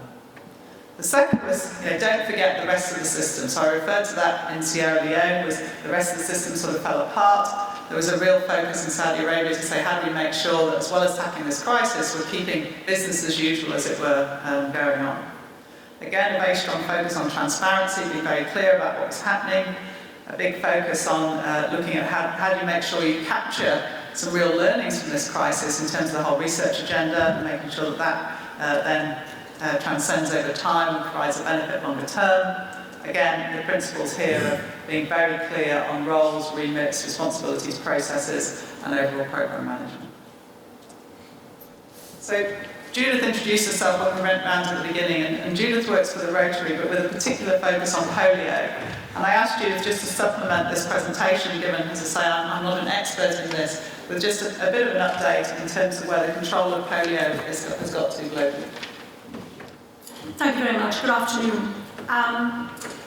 I'd like just to give a quick overview of where we are and what the challenges are. But before I do that, where we've actually come from, because talking to some people before the meeting, it's clear that there's not a lot of knowledge, perhaps, about the sort of history of the programme. I'm a volunteer with Rotary International. I've been involved with advocacy for the programme. It'll be 20 years, actually, in July. Rotary International started what they called the Polio Plus programme in 1985. And it's important to notice the plus because we've always perceived it as it's obviously to eradicate polio, but also to take the opportunity to do other things as well. For example, providing vitamin A. We've vaccinated against measles, we've done work with malaria, all part of the Polio Plus programme. In 1985, we took on the eradication of polio as our #1 priority. A very audacious goal for a voluntary organisation. And I think by 1988, they realised the scale of the project, and they persuaded the World Health Assembly to take on global eradication of polio, and the Global Polio Eradication Initiative was formed with the 4 partners of World Health Organization, who have the responsibility of actually implementing the programme in country, with currently 8,000 staff working on the polio programme.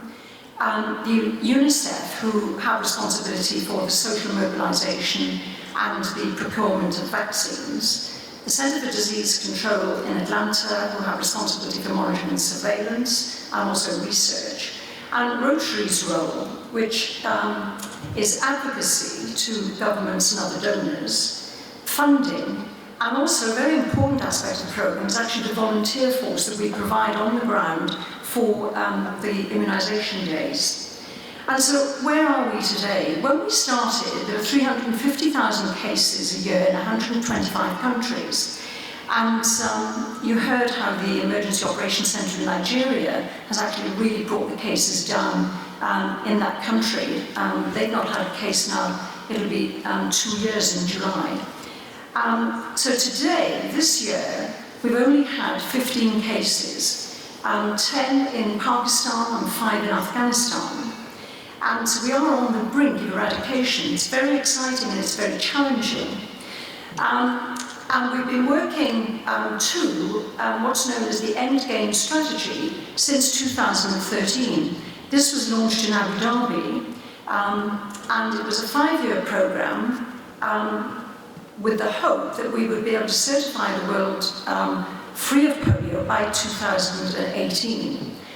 That had a budget of 5.5 billion, and that budget has largely been met by donors, going forward to 2018.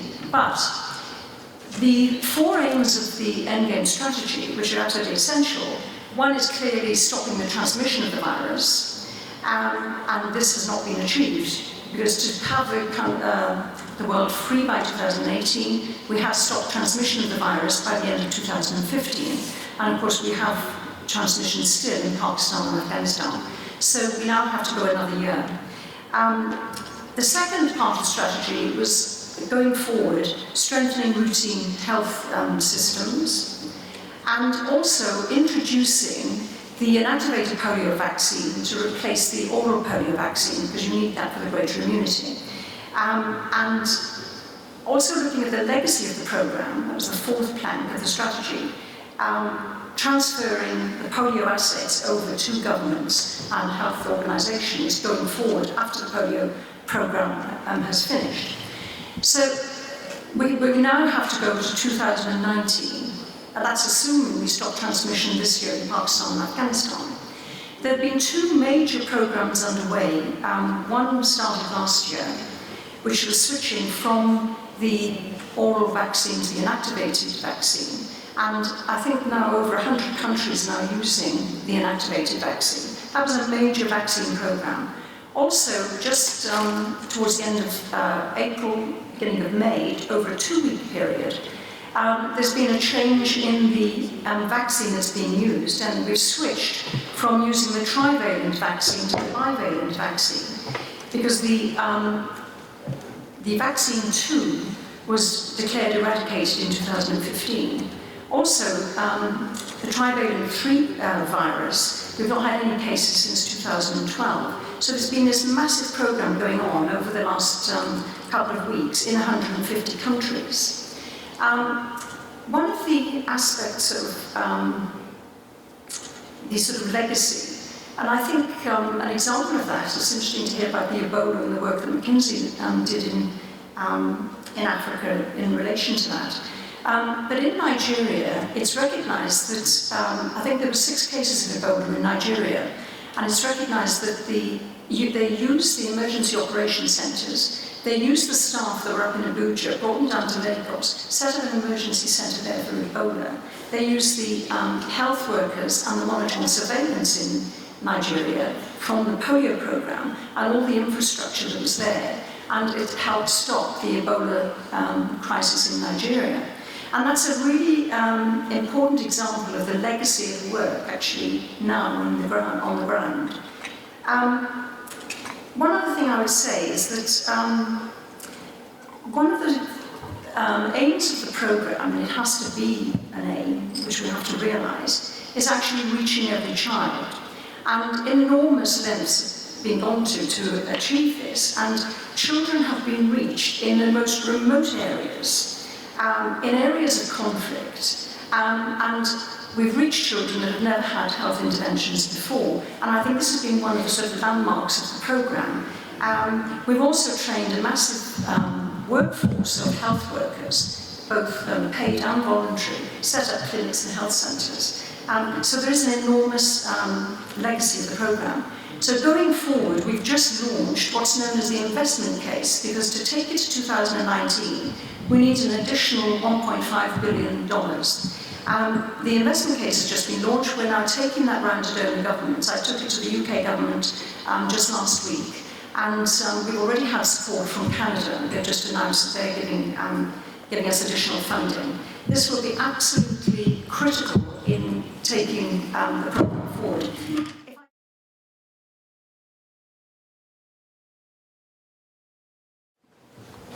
Thank you, and thank you very much for the opportunity to be here and already to have heard such really interesting talks and ideas. So a very good opportunity, I think, to be with you all today. I want to talk about something quite different, how the burden of disease has changed around the world, and I'm sure that most people, if not everybody in this room, does know what NCD stands for, but we do live in a world full of acronyms. Non-communicable diseases, what in England we tend to call chronic disease, have really become a much bigger threat to health around the world. And perhaps the example that I always think is so amazing from such a poor country is to look at the change where that red in the middle is non-communicable disease in Bangladesh over a 20-year period, and the blue, the communicable disease. So even in one of the poorest countries in the world, the shift in the burden of disease is quite dramatic. And as Margaret Chan said, it's a slow motion catastrophe. And one of the challenges, I think, and shown in the previous discussions, is that we're slow to react to slow catastrophes. And I might pick up some other points of that. And the reason it matters is because many cases of NCD are premature, striking people of working age, and the vast majority of them are in low, middle income countries.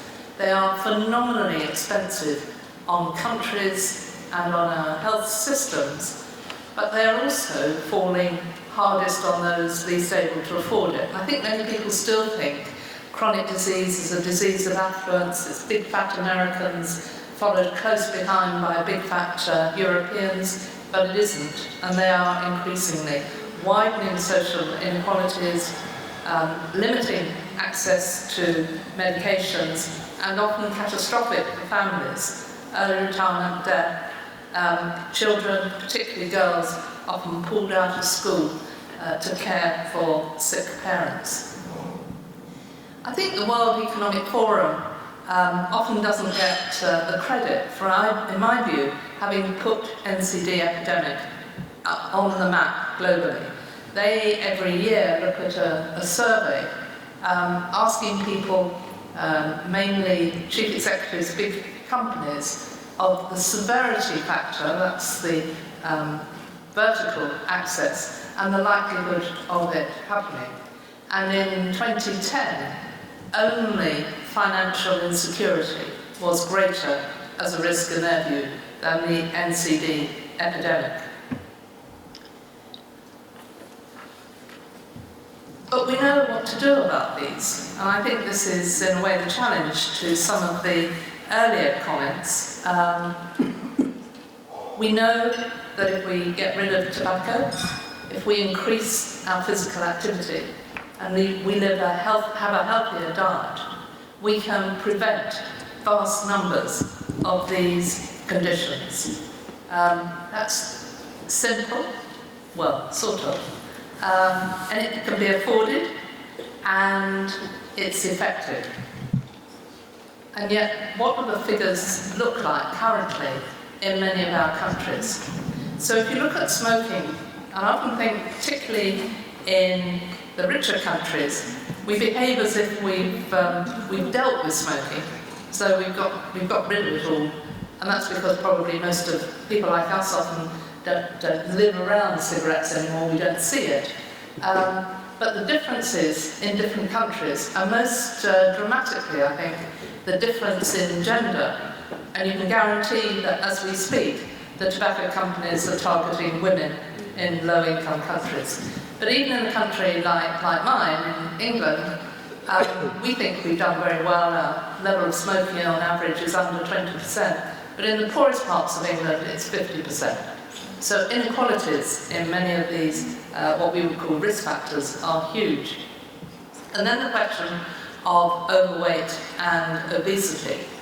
And clearly the wealthier countries have got there first, and certainly don't know what to do about it. As Boyd Swinburne from New Zealand said at a seminar we had recently, the developed world has been quite good at helping the developing world know what to do and think about what to do about smoking, but we have no idea what to do about obesity. No country has managed it, and the issues really are how fast the poorer countries, those where malnutrition is perhaps still a bigger burden than overnutrition, start catching up. And again, if you look at the difference between men and women, look particularly at South Africa, at Jamaica, how close they are. And yet we know we can prevent much of the burden of these diseases by quitting smoking, being more physically active, eating and drinking less and better. We could prevent or delay 80% of heart disease and stroke, almost half of cancers, and the majority of cases of type 2 diabetes. But we're not even touching it.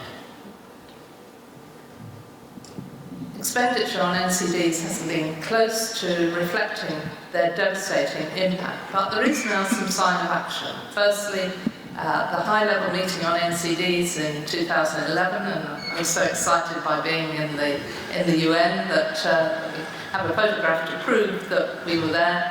WHO now has its global action plan following that on the prevention and control of NCDs, and one of the SDGs is to reduce by 1/3 premature mortality from NCDs by 2030 through prevention as well as treatment and promoting mental health and well-being. So we at C3 exist to try and find ways to tackle this NCD epidemic. And we do this very much by catalysing action in the wider community. One of the problems with prevention, or one of the problems with NCDs really, is the people who know about it, the people who understand it, who see the suffering, are the healthcare world. But they don't actually have any of the levers that enable prevention. Prevention comes about by tackling issues around food industry, issues around transport, issues around the tobacco companies. Those are the areas that are going to make a difference. And the health world is just constantly buckling under the burden of treatment. Those in the developed world have managed to survive our terrible lifestyle behaviours by spending an absolute fortune on drugs and on surgery. The developing world, even with the ideas that one or two people around me particularly have already said, are not going to ever be able to afford for all their population the levels of expenditure that we've had. So we believe we need to work with a variety of organisations and look at what can different people, agriculture, the built environment, the food industry, workers' health and workers' opportunities to change, pregnancy and the first 1,000 days of life. These are the areas which will make a difference. So we work globally with a number of different people. My background's nursing, and there are 19 million nurses in the world. So I have this vague thought, this passion really, that if that 19 million could understand what I have taken a long while in my career to understand, that we could prevent so much of these painful, horrible diseases, the suffering and the difficulties, just by helping people to quit smoking or not starting, be much more physically active and eating and drinking less and more greens. So thank you very much indeed. I actually have just the opposite experience of what you've explained, and I'm very sorry to sort of say that I have a very strong objection to this presentation. I live with lung disease, I was born with it, and I cannot control the levels of pollution in my city or my country, and it is killing me and my child. So I just don't think it's about simply saying, you press a button and it's all going to stop. We know the threats from big tobacco, and we say, oh yeah, people should be able to stop. But big tobacco has a relentless march in our countries. And actually, as I explained, free trade agreements, tobacco companies are undermining preventive work everywhere, and no one has taken a position. If you look at school kids in India, every school, there's a ban on tobacco products near a school, but no one actually has a ban on the chips and other things that they eat, which are very high levels of salt in it and are extremely addictive. It's not as if we don't want to. There are certain things, factors in our environment that are making people go a certain way. The cheapest food is actually fast food. I'm sorry to say this. I wish we could all afford vegetables, but no, that's not true. The most expensive food in India are vegetables and fruits, and we cannot add them to our diet. It is an issue of poor and rich. I can talk about the innumerable people I meet who walk every day to work 5-10 kilometers, and they still have hypertension and diabetes. They are not obese, but there is an underlying epidemic of people who are not obese but still have those diseases. I just cannot relate to this presentation at all. And this whole emphasis on prevention.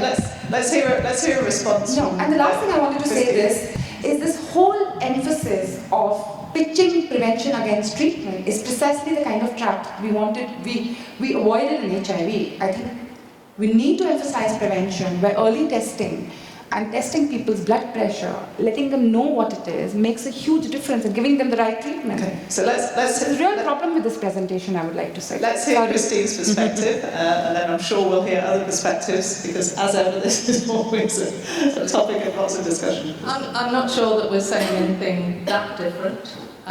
The issue of how tobacco is sold is absolutely right. The issue of food industry is absolutely right.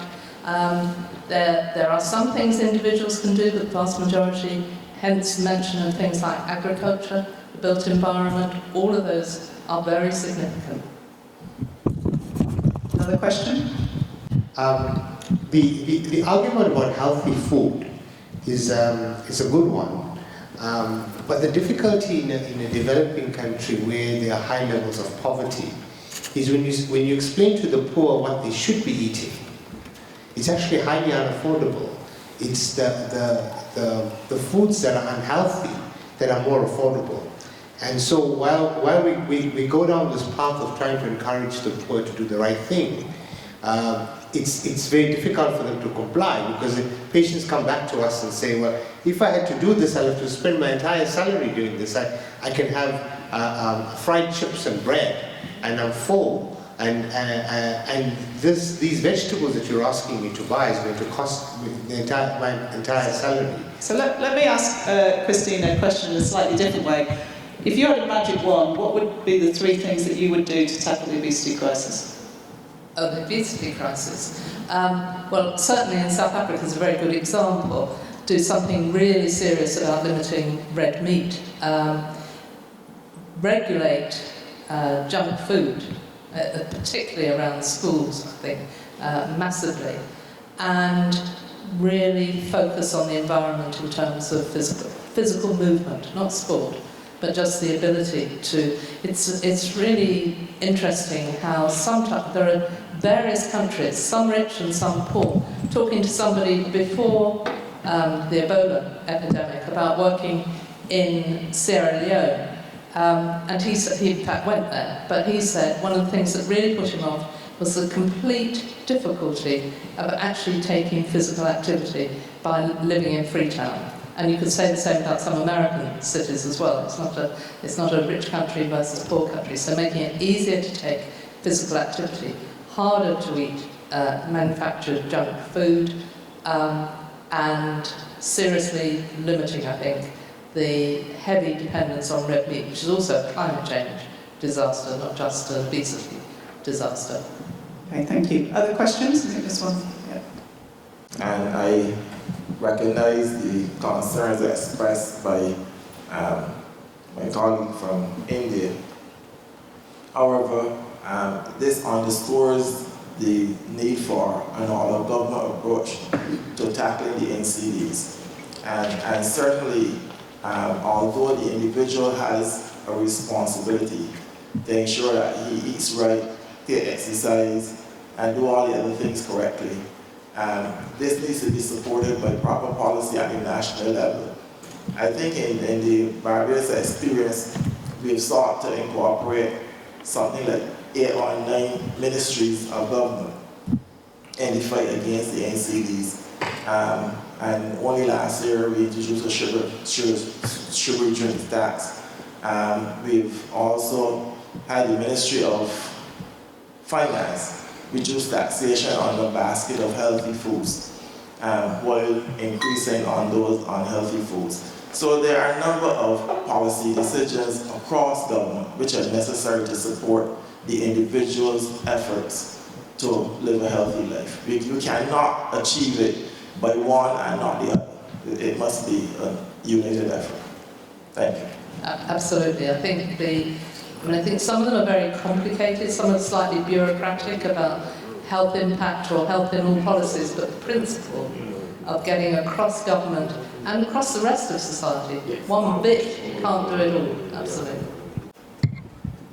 Hi, thank you, Christine, for that lovely talk. It's really interesting. I'm a GP by background, so a practicing doctor. My name is Dr. Daisy Bennett, and I practice in the UK. So coming from that background, I'm a huge fan of prevention, and I really believe in what you've just discussed. And it's so important to try and tackle issues like smoking, obesity and eating healthily, including what Lena's mentioned about trying to promote and really educate the general public on a healthy lifestyle, both in terms of nutrition and exercise. Having said that, my question is about plain packaging of cigarettes and how has that impacted globally with the plain packaging on cigarette smoking and the impact on health, respiratory conditions? That's the first question. Secondly, regarding healthy lifestyles and obesity, in the UK we are discussing, for example, trying to reduce the number of fast food shops and takeaway shops around schools, so try to tackle childhood obesity, which has also become a big issue and problem. So we're really trying to educate the general public on healthy eating, nutrition and exercise. But my question is on the plain packaging of cigarettes and how that has impacted around the world on smoking levels. My understanding is there's probably only Australia, and it's new there to really begin to look at evidence. But the UK's just had an ultimate final victory over the tobacco industry.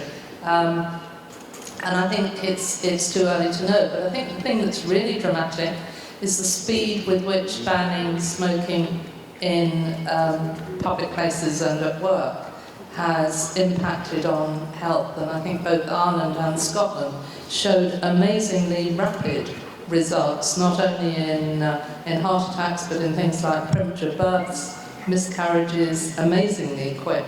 But they are very clear examples, and I think the example of Uruguay being picked on by the tobacco industry is a really good one. Tobacco, of course, I think in many ways is also an example of how long it takes, how long there was between the evidence and action, and how long between action that worked, and also that it needed a variety of types of actions. So yes, educating people, but that isn't enough.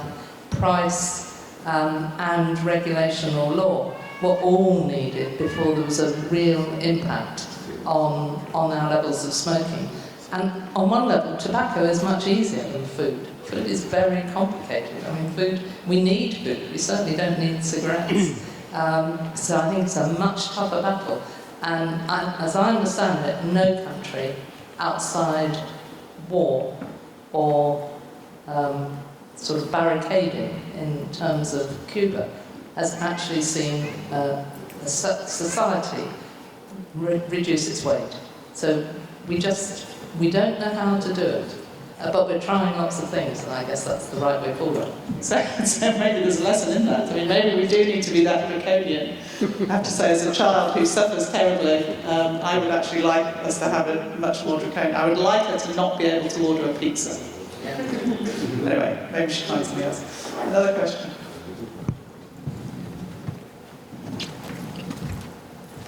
Raymond Anderson, coming from the Commonwealth Pharmacists Association, and it's really linking a question with one of the earlier presentations, and that is looking at free trade agreements. And are free trade agreements likely to help or hinder governments manage the obesity crisis? I guess there's no easy answer, but my instinct is they'll hinder massively, because everybody's concerned about free trade agreements. I think is that corporations are going to get too many wins. And not enough vegetable growers don't seem to be in there really. So I think it's not good news. Thank you, Kristen. Now, I'm conscious of time. Unfortunately,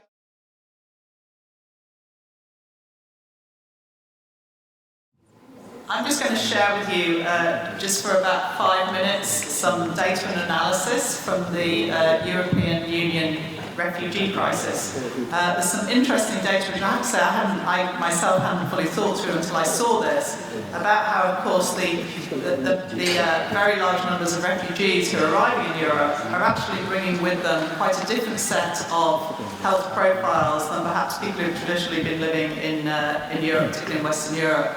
And so one of the big things that's coming out of the crisis is quite a challenge to the native healthcare systems in the biggest recipient countries, so particularly in Germany, but also other countries, in terms of how the health systems can adapt themselves to deal with what's quite a different profile of illness. So I just wanted to share a few facts and figures about what's been happening, which, as I say, I thought was quite interesting. So the first is, as anyone who's reading the news, you'll obviously know, a very big increase in terms of the number of asylum applications, numbers of refugees coming into Europe over the last 18 months. So really enormous numbers of people, and of course we wait to see really what happens this year, this summer, as the weather improves. Again, as you'll have seen in the press, I think we know where many of the people come from, so a large number of people coming, not surprisingly, from Syria, but also from Afghanistan and from Iraq. And then in terms of the demographics, strong preponderance towards men, but also over 80% who don't have a formal education degree, which of course in itself represents both opportunities in terms of real need for workers, particularly if you look at any of the public sector systems in Western Europe. They all need to have far more young people who are willing to come in, particularly willing to act as care workers and so on. So this is not necessarily the bad news that's sometimes portrayed, but equally a challenge in terms of educating people, supporting people, and really integrating them into societies.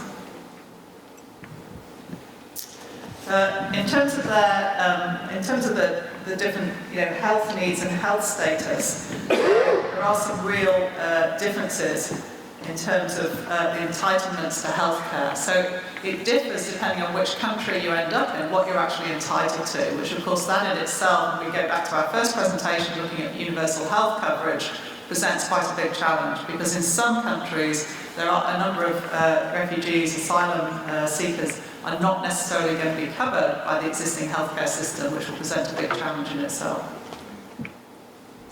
And then in terms of the disease prevalence, that's what I was referring to at the beginning, that people are coming with, of course not surprisingly, it looks different to people who are currently living in many Western European countries. So in particular, a number of infectious diseases, so malaria, perhaps higher prevalence rates of HIV and AIDS, but also a much bigger focus on gastrointestinal disorders, as well as problems related to childbirth and so on, not surprisingly. And then, of course, you've also got the fact that many people have gone through a period of often months of living in very, very, very difficult circumstances. So, people essentially being homeless over many months, living in camps, particularly over the winter, being exposed to very adverse weather conditions. And so, not surprisingly, people are also arriving in many countries with quite a number of major health problems. And so when they arrive, the way in which the screening process, particularly in Germany, which has by far been the most organised of this, the reason I'm talking about this is that we've been involved in doing that initial screening process, looking to get people both screened from a health perspective and from essentially their immigrant status as quickly as possible, developed a whole number of IT systems to support that and so on. So people are getting initial screening, they are getting initial treatment for some of the communicable diseases, but the real challenge is what happens then over a longer term basis. And so when you then look at the long-term perspective for many of these people, there's some really big questions around what benefits do they have access to, which bits of the healthcare system they're actually going to be able to use.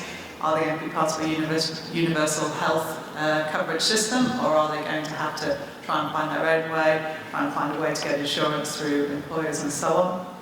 What's the capacity of many systems? So certainly those of you who are enjoying the Brexit debate in the UK, this is one of the biggest topics. There's all sorts of, whether you believe it, facts or scaremongering that's happening about large numbers of people coming to the UK, if the UK stays in the EU, and around the health system being unable to cope with that, but also similar stories about that in Sweden, in Germany, in France in particular.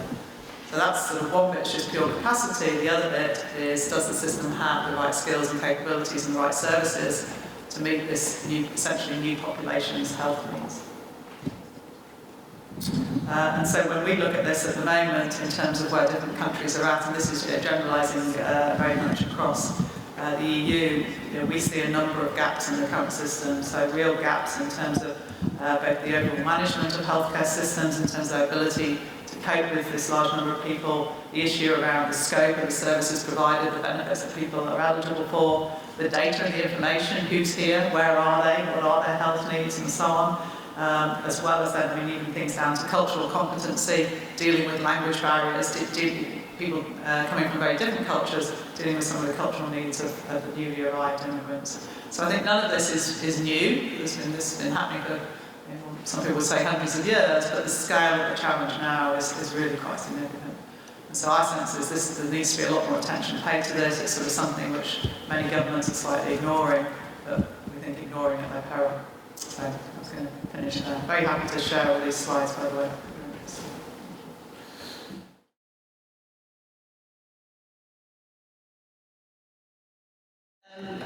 I ask you first, John, what are your observations on some of the presentations we've had this afternoon? What are some of the things that you would like to be encouraging your government to do to tackle some of the issues that we've heard about, whether it's free trade agreements, whether it's tackling prevention, whether it's looking at different funding mechanisms? Let me say thank you, first of all, Madam Chair, for the opportunity.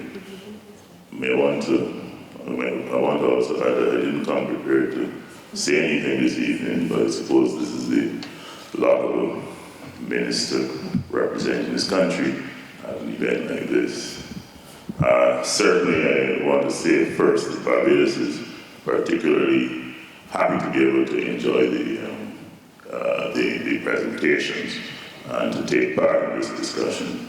We believe that in the Caribbean and in Barbados, we are leading a battle against the whole question of not only NCDs, of course, but what they call the re-emerging communicable diseases. And someone mentioned a number of them in their presentation. Just talking about the NCDs a little bit, I was just speaking to my newfound friend from Trinidad, Dr. Juma, about this whole question. And I find it a little strange that we keep talking about losing the NCD battle, when in fact all the statistics are showing how life expectancy is increasing in almost every country without a doubt. So I think we need to stop beating up on ourselves so much about the NCD outcome and start saying, recognizing how much we are winning the battle by the increased life expectancy that we all enjoyed. We were reminded at a session in Barbados not too long ago by one of our good priests that our Lord has provided for us 70 and 10. Is it 70 years and 10? And after that, I think the rest of the verse I'm not too familiar with, but I know there's the reference to 70 and 10 as our allotted years on earth. So. But I thought one of the slides that went up did, I think, demonstrate clearly the gap between what we have achieved in terms of our clinical solutions and the need to look at closing that gap in terms of delivery of services to our people. It spoke, I think, to waiting times and to the availability of specialists to see our clients, etc. I think that is where we have to concentrate our efforts. Most of us enjoy access to medicine, albeit quite expensive. In most cases, we enjoy access to the best of equipment and indeed our specialists. But I think we have to start looking at what we call in Barbados service level agreements. Service level agreements at all levels, more or less. Service level agreements at our hospitals, at our primary care centers, service level agreements between our contracted medical physicians to ensure that these are also monitored and satisfy the expectations which we set out in them. Finally, we certainly, I wouldn't want to go without mentioning what was mentioned, of course, by our permanent secretary a little while ago, the entire question of an all-government approach to tackling the non-communicable disease question. I think this is working well in Barbados, and is certainly one to encourage, others to build on this philosophy, build on this thinking, because the whole question of involving, like we are this evening, we're looking at the whole civil society in terms of rolling out that solution for tackling the non-communicable diseases. Of course, Barbados and the Caribbean has the proud distinction of having put the whole question of non-communicable diseases on the map, so to speak, at the 2007 Declaration of Port Spain, which I would like to remind the meeting of too. I think that is an important step that was taken in the Caribbean in putting that whole question of the zeroing on the non-communicable disease battle at the 2007 Declaration of Port Spain. So thank you for the opportunity, and I hope that those remarks have satisfied some of the interest you may have had. That's great, thank you. So, who's got some questions? I think what we might do is try and take a few questions, and then I'll try and allocate them out so that we avoid having every single person answer every single question, which may be slightly repetitive. So, question over there. Again, Graham Anderson from the CPA.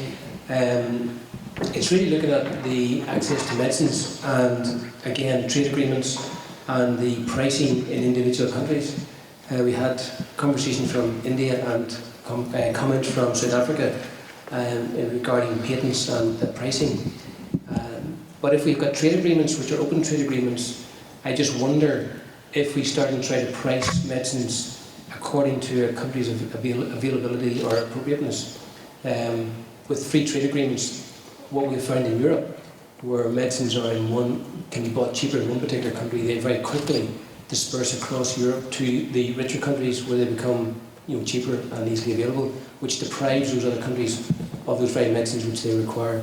So again, it comes back to trade agreements, open trade agreements, but again, access to medicines, and how do we address that problem? Okay, thank you. Other questions?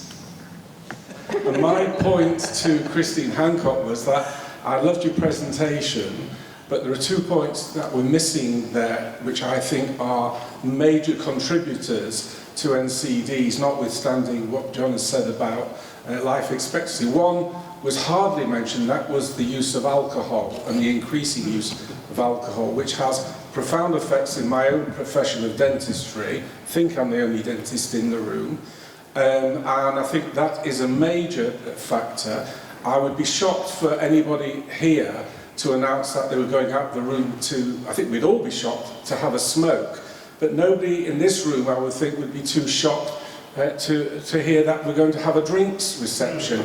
And I think it starts at the top. That's the first thing. That I've given up alcohol completely. I don't touch any of it. And I think that we should be doing that. The second point I wanted to make is also, please, don't underestimate the contribution of my profession of oral health to this factor. Actually, the widest disease in the world is dental disease, dental gum disease and dental caries. And there is now absolutely uncontroversial evidence that poor oral health leads to other parts of general health being poor, cardiac problems, cancers, oral cancers, alcohol causing oral cancers. They are going up exponentially. And so we need to, please, always consider the contribution that the dental profession, it's not dentists, it's the whole dental profession can make to this. And finally, if I can make just one comment to John, looking around the room, I might be, if not the oldest in the room, certainly one of the oldest. If we have only got 70, I've got 6 weeks left. I think you've got a lot more. Okay, one more question. May have even more if you had 1 glass of wine a day. Okay, one here and then one there, and we'll add Good them out. evening. I have a comment to make. I'm Paulette Cash from the Commonwealth of the Bahamas. With respect to the NCDs, I'm thinking, for us as healthcare professionals, often we like to lead in developing programs. And so we speak more to community-based programs. But I'm thinking what we need to do is shift more to community-built programs. And that is where we get members of the community to lead in the development of their healthy lifestyle programs. And this would perhaps generate a greater sense of ownership in the development of the programs in order to promote more healthy lifestyles. So what was your question? A comment that perhaps we need to shift our focus to more community-built programs rather than community-based programs. That is where we get members of the communities more intimately involved and engaged with the development of the healthy programs as to promote healthy living. Yeah, okay, got it. Well, two questions on that table, then we better hear some, and then we will come and hear for a perspective from Singapore, perhaps, when we've heard from some of the others. Okay. A question to Ravi. Shouldn't we be looking at newer indicators of health achievement in countries? I mean, we keep on talking about infant mortality, maternal mortality, and so on. But what are the indicators through which we should be looking at, control of communicable diseases? We just heard a little while ago that there's no country where obesity has been controlled. It keeps on going up. So if it is going up, then shouldn't we be putting indicators there and now try to tackle it? Because as long as there's no measurement and accountability on those lines, it will continue to remain problems. Yeah, good question. Thank you. And then two over there, and then we'll hear from our panel. Well, I think there are two on that table. Sorry. Two questions. The first question is related to the hybrid model presented here. You basically said that these both models are not working, therefore there is a hybrid model. So is there any experiment to make a hybrid out of these two existing models, like one taxation and compulsory insurance together? That also a kind of a hybrid model.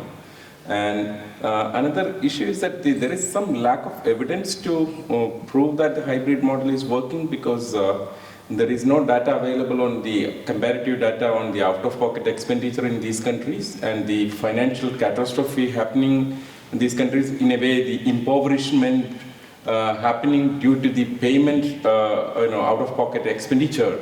So if these comparative data are available, then that gives much more evidence on this. Because I was looking at the Sri Lankan data of 2011. So around 42% of the expenditure in the public sector and around rest is in the private sector. But in terms of coverage, if you look at it, the patient coverage is around, taking it in the household survey.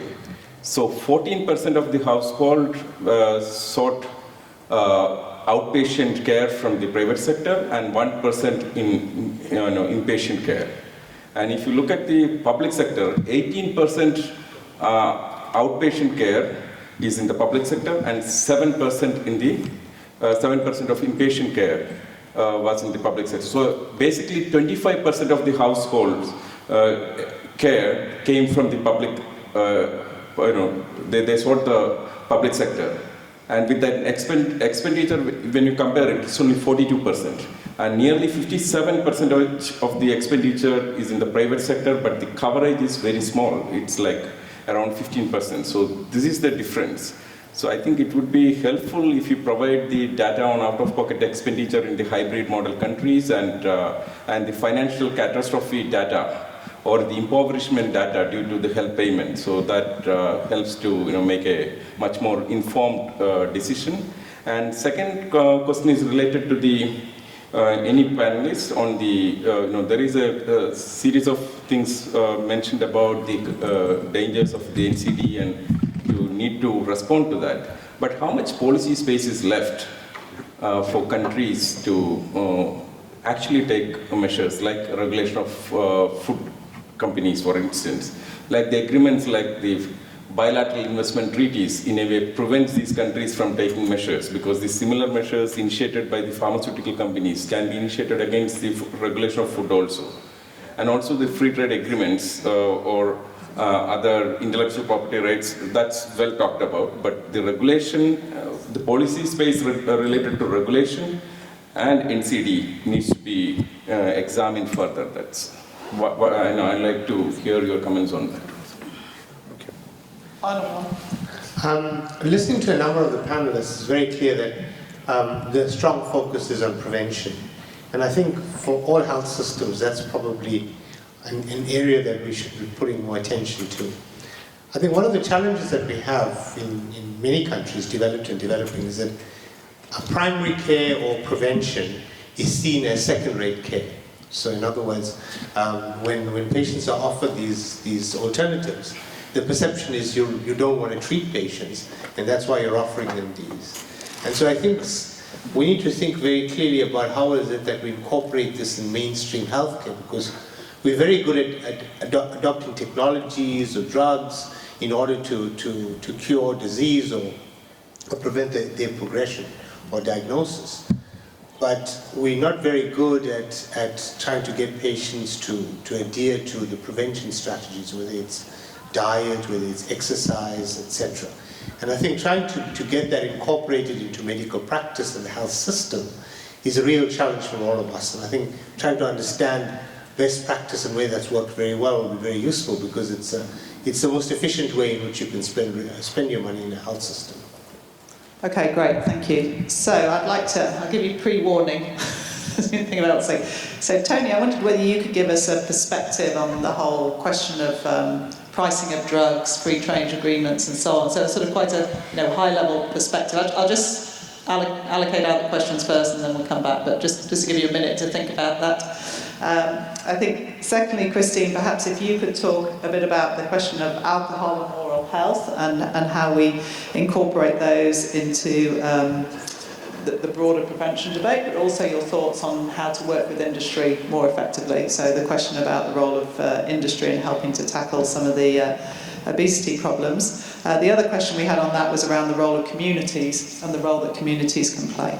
Okay, John, I thought if you could give us a perspective on what are you doing on all of those topics. So what are you doing to tackle alcohol in order to get communities much more involved in improving their own health? That would be great to hear that perspective from you. I thought the very interesting question about what are good indicators of health outcomes. What should we be measuring from different healthcare systems is a very interesting one. I wondered, Lena, whether you'd like to share some thoughts on that. No? Area of expertise, so I'm sorry.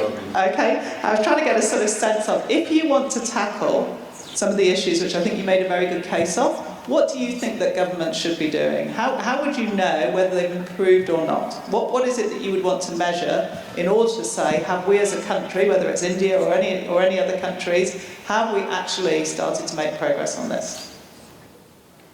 Have a think about it. I think it's a bit about, how do you take this forward? How do you know that you've got somewhere in terms of tackling the issue of drug pricing? And then Judith, I just wondered from your perspective, really, are there lessons learned from polio eradication which we could apply to non-communicable diseases? Are there sort of analogies that you could look at in the way in which you've galvanised change at a global level? You've worked again with local communities in some ways to really think about how we tackle this. And then I think the question for you, Ravi, is partly around, again, same question, how would you measure? What are the indicators that you would ideally use? Question to you, are those the right indicators to compare how well different health systems are using? But also I thought that other interesting question, you talked a lot about public versus private payers. What are your thoughts on public versus private providers? Which of course the other side of the equation. And have you looked at that at all, and do you have any lessons from that?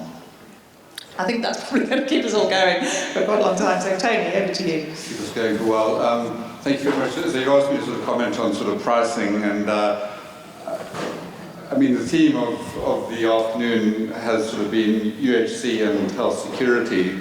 I mean Ravi sort of introduced with a model of maybe how to get more cost-effective healthcare, but I think the theme that to me goes through this is really talking about maybe a competition or a conflict between the public and the private sector. And essentially what we're talking about comes down to money. So the private sector is essentially there to make profits, and I guess CEO of a company, I mean, he is not doing his job, or she, unless they are maximizing shareholder value. I mean, that's what's required. So when these exorbitant pricing on drugs, which we know probably cost pennies to make, but the sort of 3,000% markups, which we know is immoral, the CEO, she is still doing her job effectively. So, I mean, I think with the conflict comes is how we maybe try and decide what is fair pricing, what is a reasonable profit.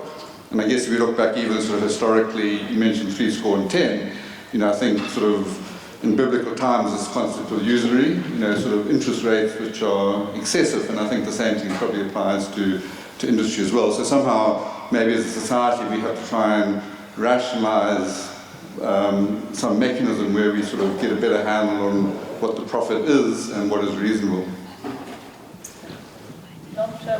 Share with us your answers to everything.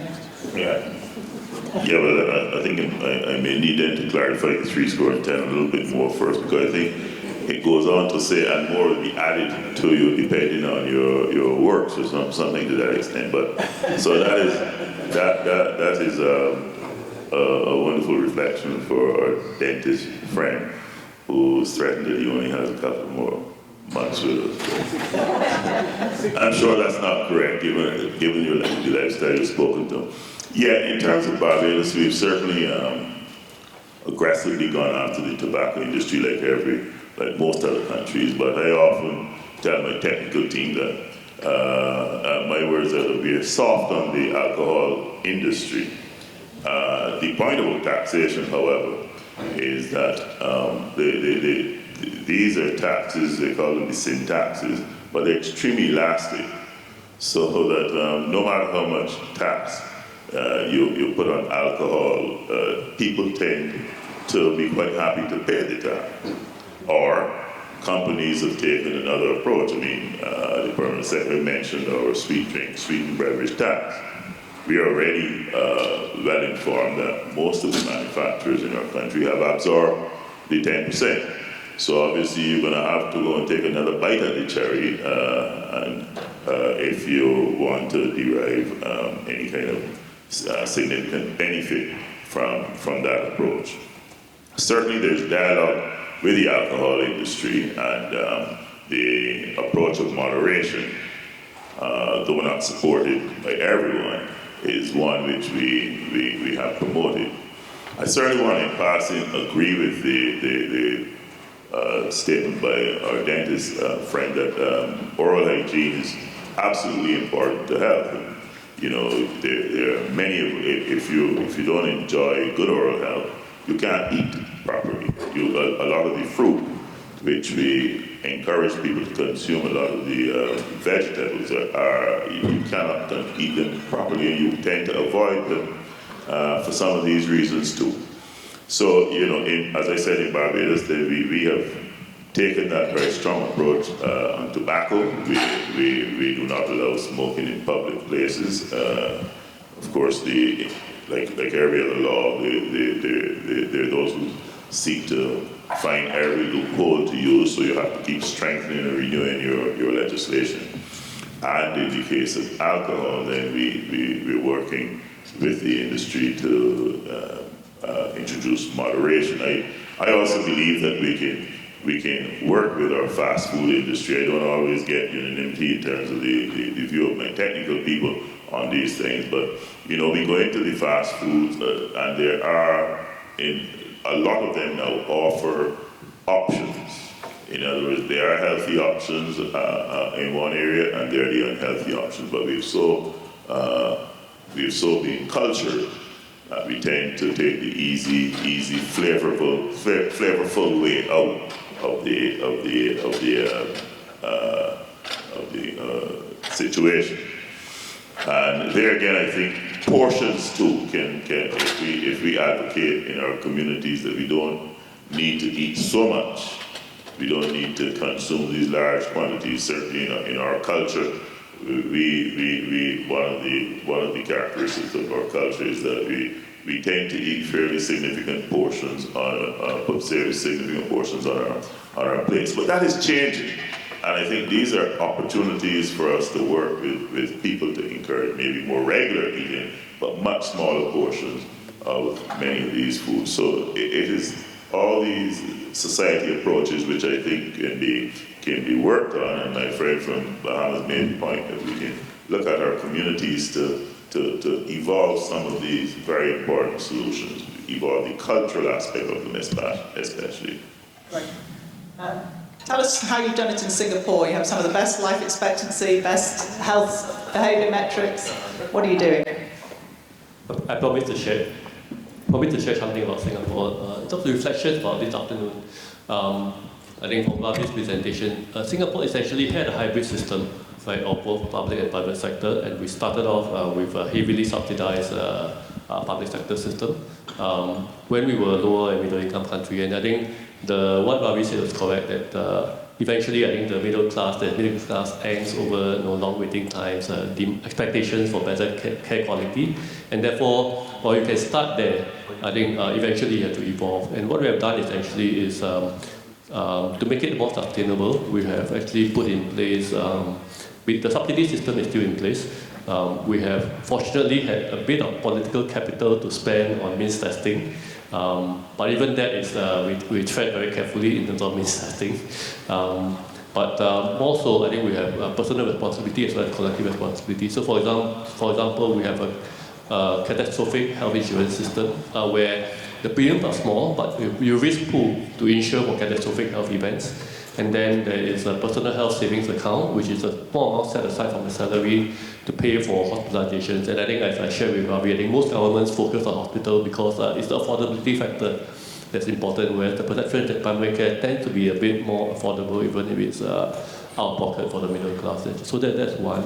I think the other reflection will be that I think I certainly agree that for the investor-state dispute resolution is something that ministries of health all over the world need to pay attention to, as we have in Singapore. So the lawsuit between PMI and Australia was a wake-up call. So I think we have essentially, Ministry of Health need to then talk to the Ministries of Trade to make sure that in future FTAs and so on, that actually there are enough protections, enough to allow for public health policies to take effect.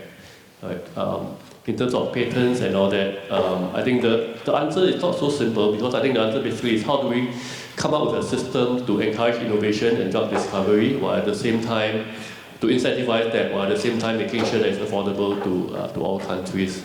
Because I think, in my view at least, that the current system is not working well, where you have neglected tropical diseases where there's no incentive to develop drugs. So I think we probably need more innovative systems, right, to encourage drug discovery and share the fruits of drug discovery with the world, essentially. I think, and for NCD, I totally agree that beyond education, you have to go into policies. You have to change the policy environment, social environment, to encourage behavioral change. Yeah. Did you want to respond? So I just wanted to, on the access to medicine issue, I think I just wanted to point out it's become everyone's problem. It's become the NHS problem. It has become Australia's problem. The cancer drug prices and the hepatitis C drugs have put the issue of access to medicines to G7 and G20. It should be put on the Commonwealth agenda as well. That is my belief. It's a spiraling problem. 40% of South Africa's vaccination budget, for example, and if I'm wrong, you can correct me, goes on one product, which is a pneumococcal vaccine. So yes, majority of medicines may not be patented, but a few patented medicines can eat up your health budget quite quickly. The free trade agreements make it worse. They do not spur innovation. In fact, they do the opposite. They encourage pharma companies to keep evergreening the older innovations, and the incentive to do new innovation dies with that. And I think I would like to say this, that the free trade agreements need to be studied more by the Commonwealth Foundation. There need to be papers on it, there need to be workshops on it, so that more capacity within Commonwealth is built on the understanding of on free trade agreements. The last thing I wanted to say, and it might be a little controversial, is the fact is that certain members of the Commonwealth, we are all members of the Commonwealth. I come from India. I work in many Commonwealth countries. What I notice is that people do not understand that just because Singapore can afford medicines for its own citizens doesn't mean that the Indian government can provide affordable treatment to everybody. So you cannot apply Singapore's standard on free trade agreements to, for example, Vietnam or India or to Kenya. And I think this is a disservice that countries in the Commonwealth, certain very high-income countries, would do to low-income and middle-income countries. And I think this is a form of neocolonialism that we are living with. And if it is not the Commonwealth Foundation who recognizes this form of neocolonialism, then I'm wasting my time over here. That's what I've come to say. And I think we need to be very clear about this, that we are living in an era of free trade agreements where the text comes from the United States. It is European Union and Japan that put the text on the table. We are only allowed to respond to it. And that is not an equal world in trade agreements. And I think we need a much better system and we need more transparency. If the pharma industry can have access to the text, as an Indian citizen, I also want access to the text to be able to give my comments. And these are some of the few things that are coming out. It's really a very interesting topic. And you can see within the Commonwealth how Australian patients got together with Indian patients to get sofosbuvir across borders, even though there were patent barriers in Australia. And a number of Australian patients got cured on Indian generics. And that's how the Australian government changed its position on hepatitis C. They started to treat more people because they realized that people had become treatment refugees. And these are issues that I think have to be brought onto the table of Commonwealth countries. Consensus, showing of concern that medicine prices have become an issue, concern about how free trade agreements are undermining countries' right to provide healthcare or access to medicines would be a starting point. And I think this is something that all of us who work within civil societies in Commonwealth or work with governments need to emphasize more and more. And yes, the last thing I wanted to say, the problem with tobacco control you addressed. How many other loops will you address? When you want to ban a chemical that is hazardous to human health and a chemical company comes and sues you, then what are you going to do? So these are different problems posed by investment treaties, and putting your hand on tobacco control is not going to be safeguarding public health. So just my dissent on the issue with Singapore.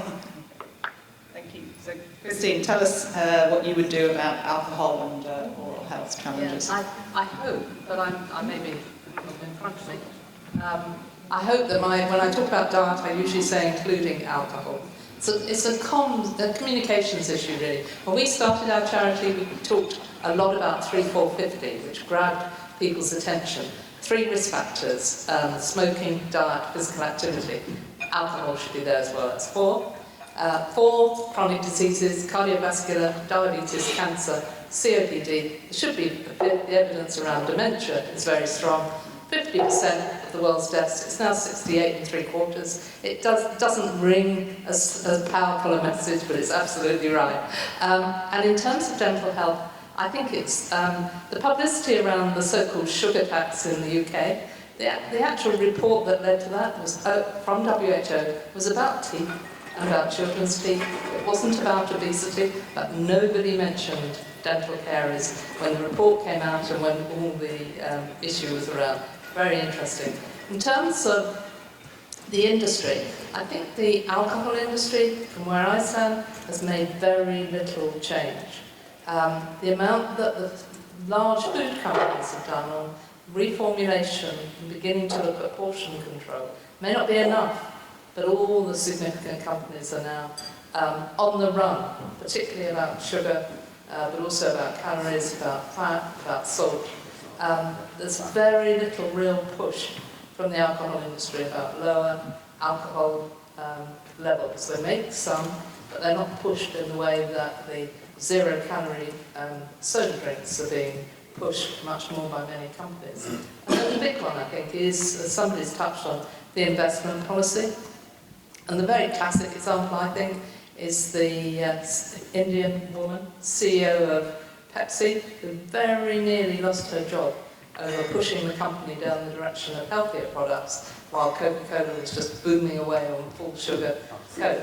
Now I think people will vindicate her. We're working with a group of people looking at investment policy and its impact in terms of obesity, and I think that's a really interesting area. Right, thank you. Judith, any lessons from... Yeah, I think they're all on here. Thank you. Three things actually come to mind. First of all, I think the Global Polio Eradication Initiative is a model of public-private partnership, which has endured actually for 30 years. And that's no mean feat, working on one single goal. And I think there are a lot of lessons that can be learned there, both for other health issues and other issues, actually. Secondly, I think it's really important, the success of the programme in the last 5 years, I think has been due very much to local ownership in country. And this started with India, and the Indian government actually taking responsibility and actually funding the programme in India. And the same thing has now happened in Nigeria, and so we've seen Nigeria now being polio-free for nearly 2 years. So local ownership, that is so important. Thirdly, I think we heard some comments earlier about some community-based activities, and this has certainly been one of the reasons for success for the polio programme, in that in the last 3 or 4 years, we've trained and used local health workers in their own communities. In fact, I was in Delhi in February, vaccinating children there, and we work in teams of 3, and we have a local health worker. And the health worker that I was with, in the area that I was with, she actually lived in that area. And that was so important. And finally, I think the other factor in the success of the programme in the last 5 or 6 years has been the creation of an independent monitoring board. I think it's really important when you have a programme, especially on the scale of the polio programme, that it's independently monitored. Because you need someone to be looking at it with a different eye, and bringing you up by your bootstraps sometimes. You're not quite going in the right direction. And I think the Independent Monitoring Board have played a crucial role in where we've got to today. If I could also just make one comment about the refugee slides, which I found really interesting.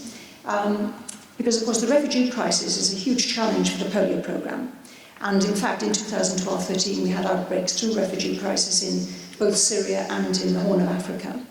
And I also want to bring in the Commonwealth here. I talked about our partners in the partnership, but Rotary's been an accredited member of the Commonwealth now for just about a year. And I now regard the Commonwealth as another partner for our polio programme, and a lot of other programmes actually. And just to give you an example of how important it is, the Syria programme, I've been working in the European Union for the last 4 years, doing advocacy, trying to get 200 million euros out of the European Union for polio.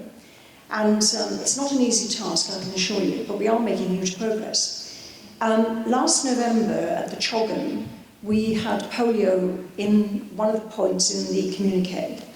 In January, I was able to go back to the European Union and have meetings there, and actually point this out, that we've got 53 countries in the Commonwealth supporting the polio programme.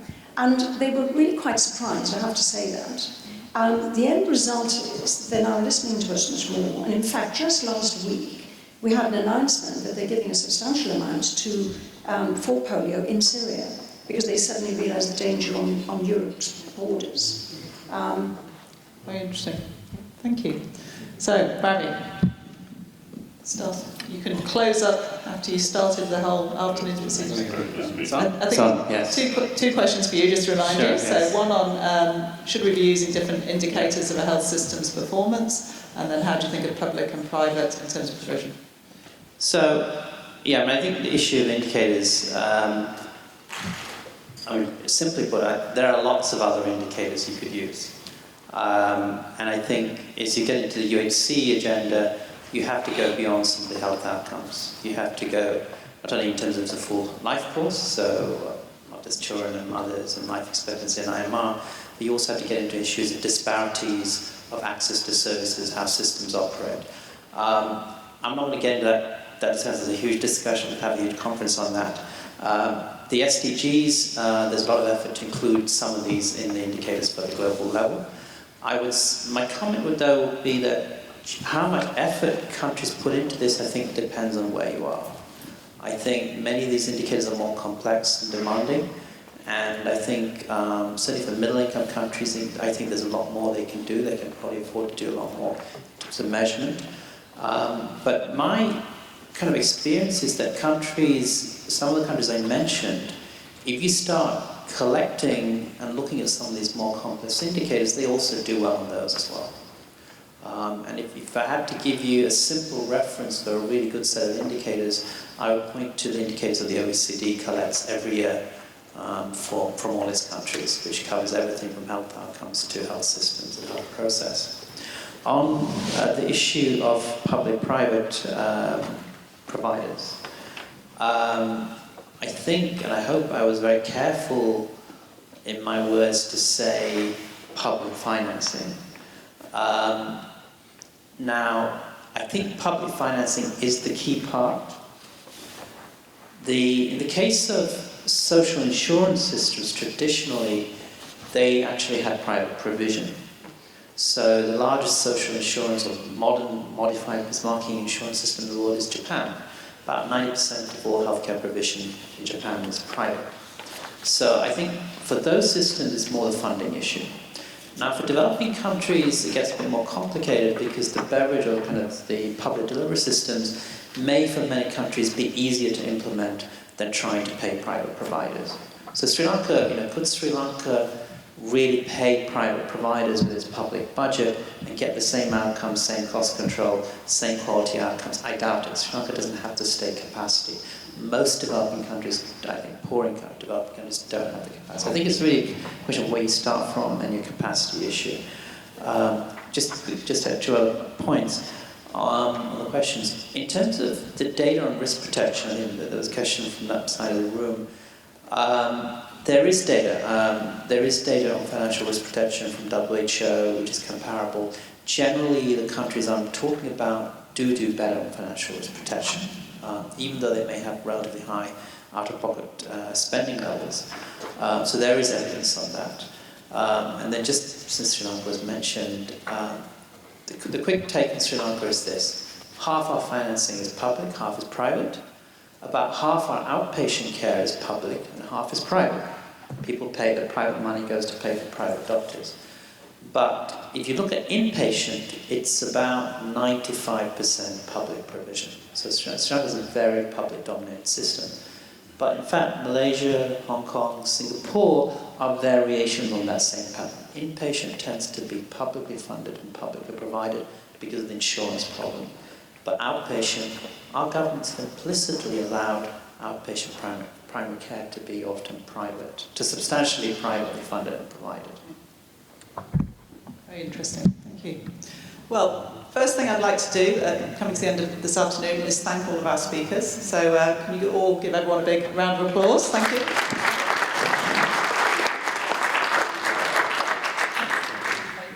The second thing, and perhaps the most even more important, is Jill has handed round feedback forms. So you should all have a feedback form in front of you. We would love it if you could fill that out. Give us very helpful feedback to Jill and Tony and others in terms of organising these future events. And the third is to say thank you very much to all of you for, I think, a very engaged audience, lots of great questions and lots of good comments. And I hope that we carry on the conversation now over a nice glass of fizzy water. Thank you.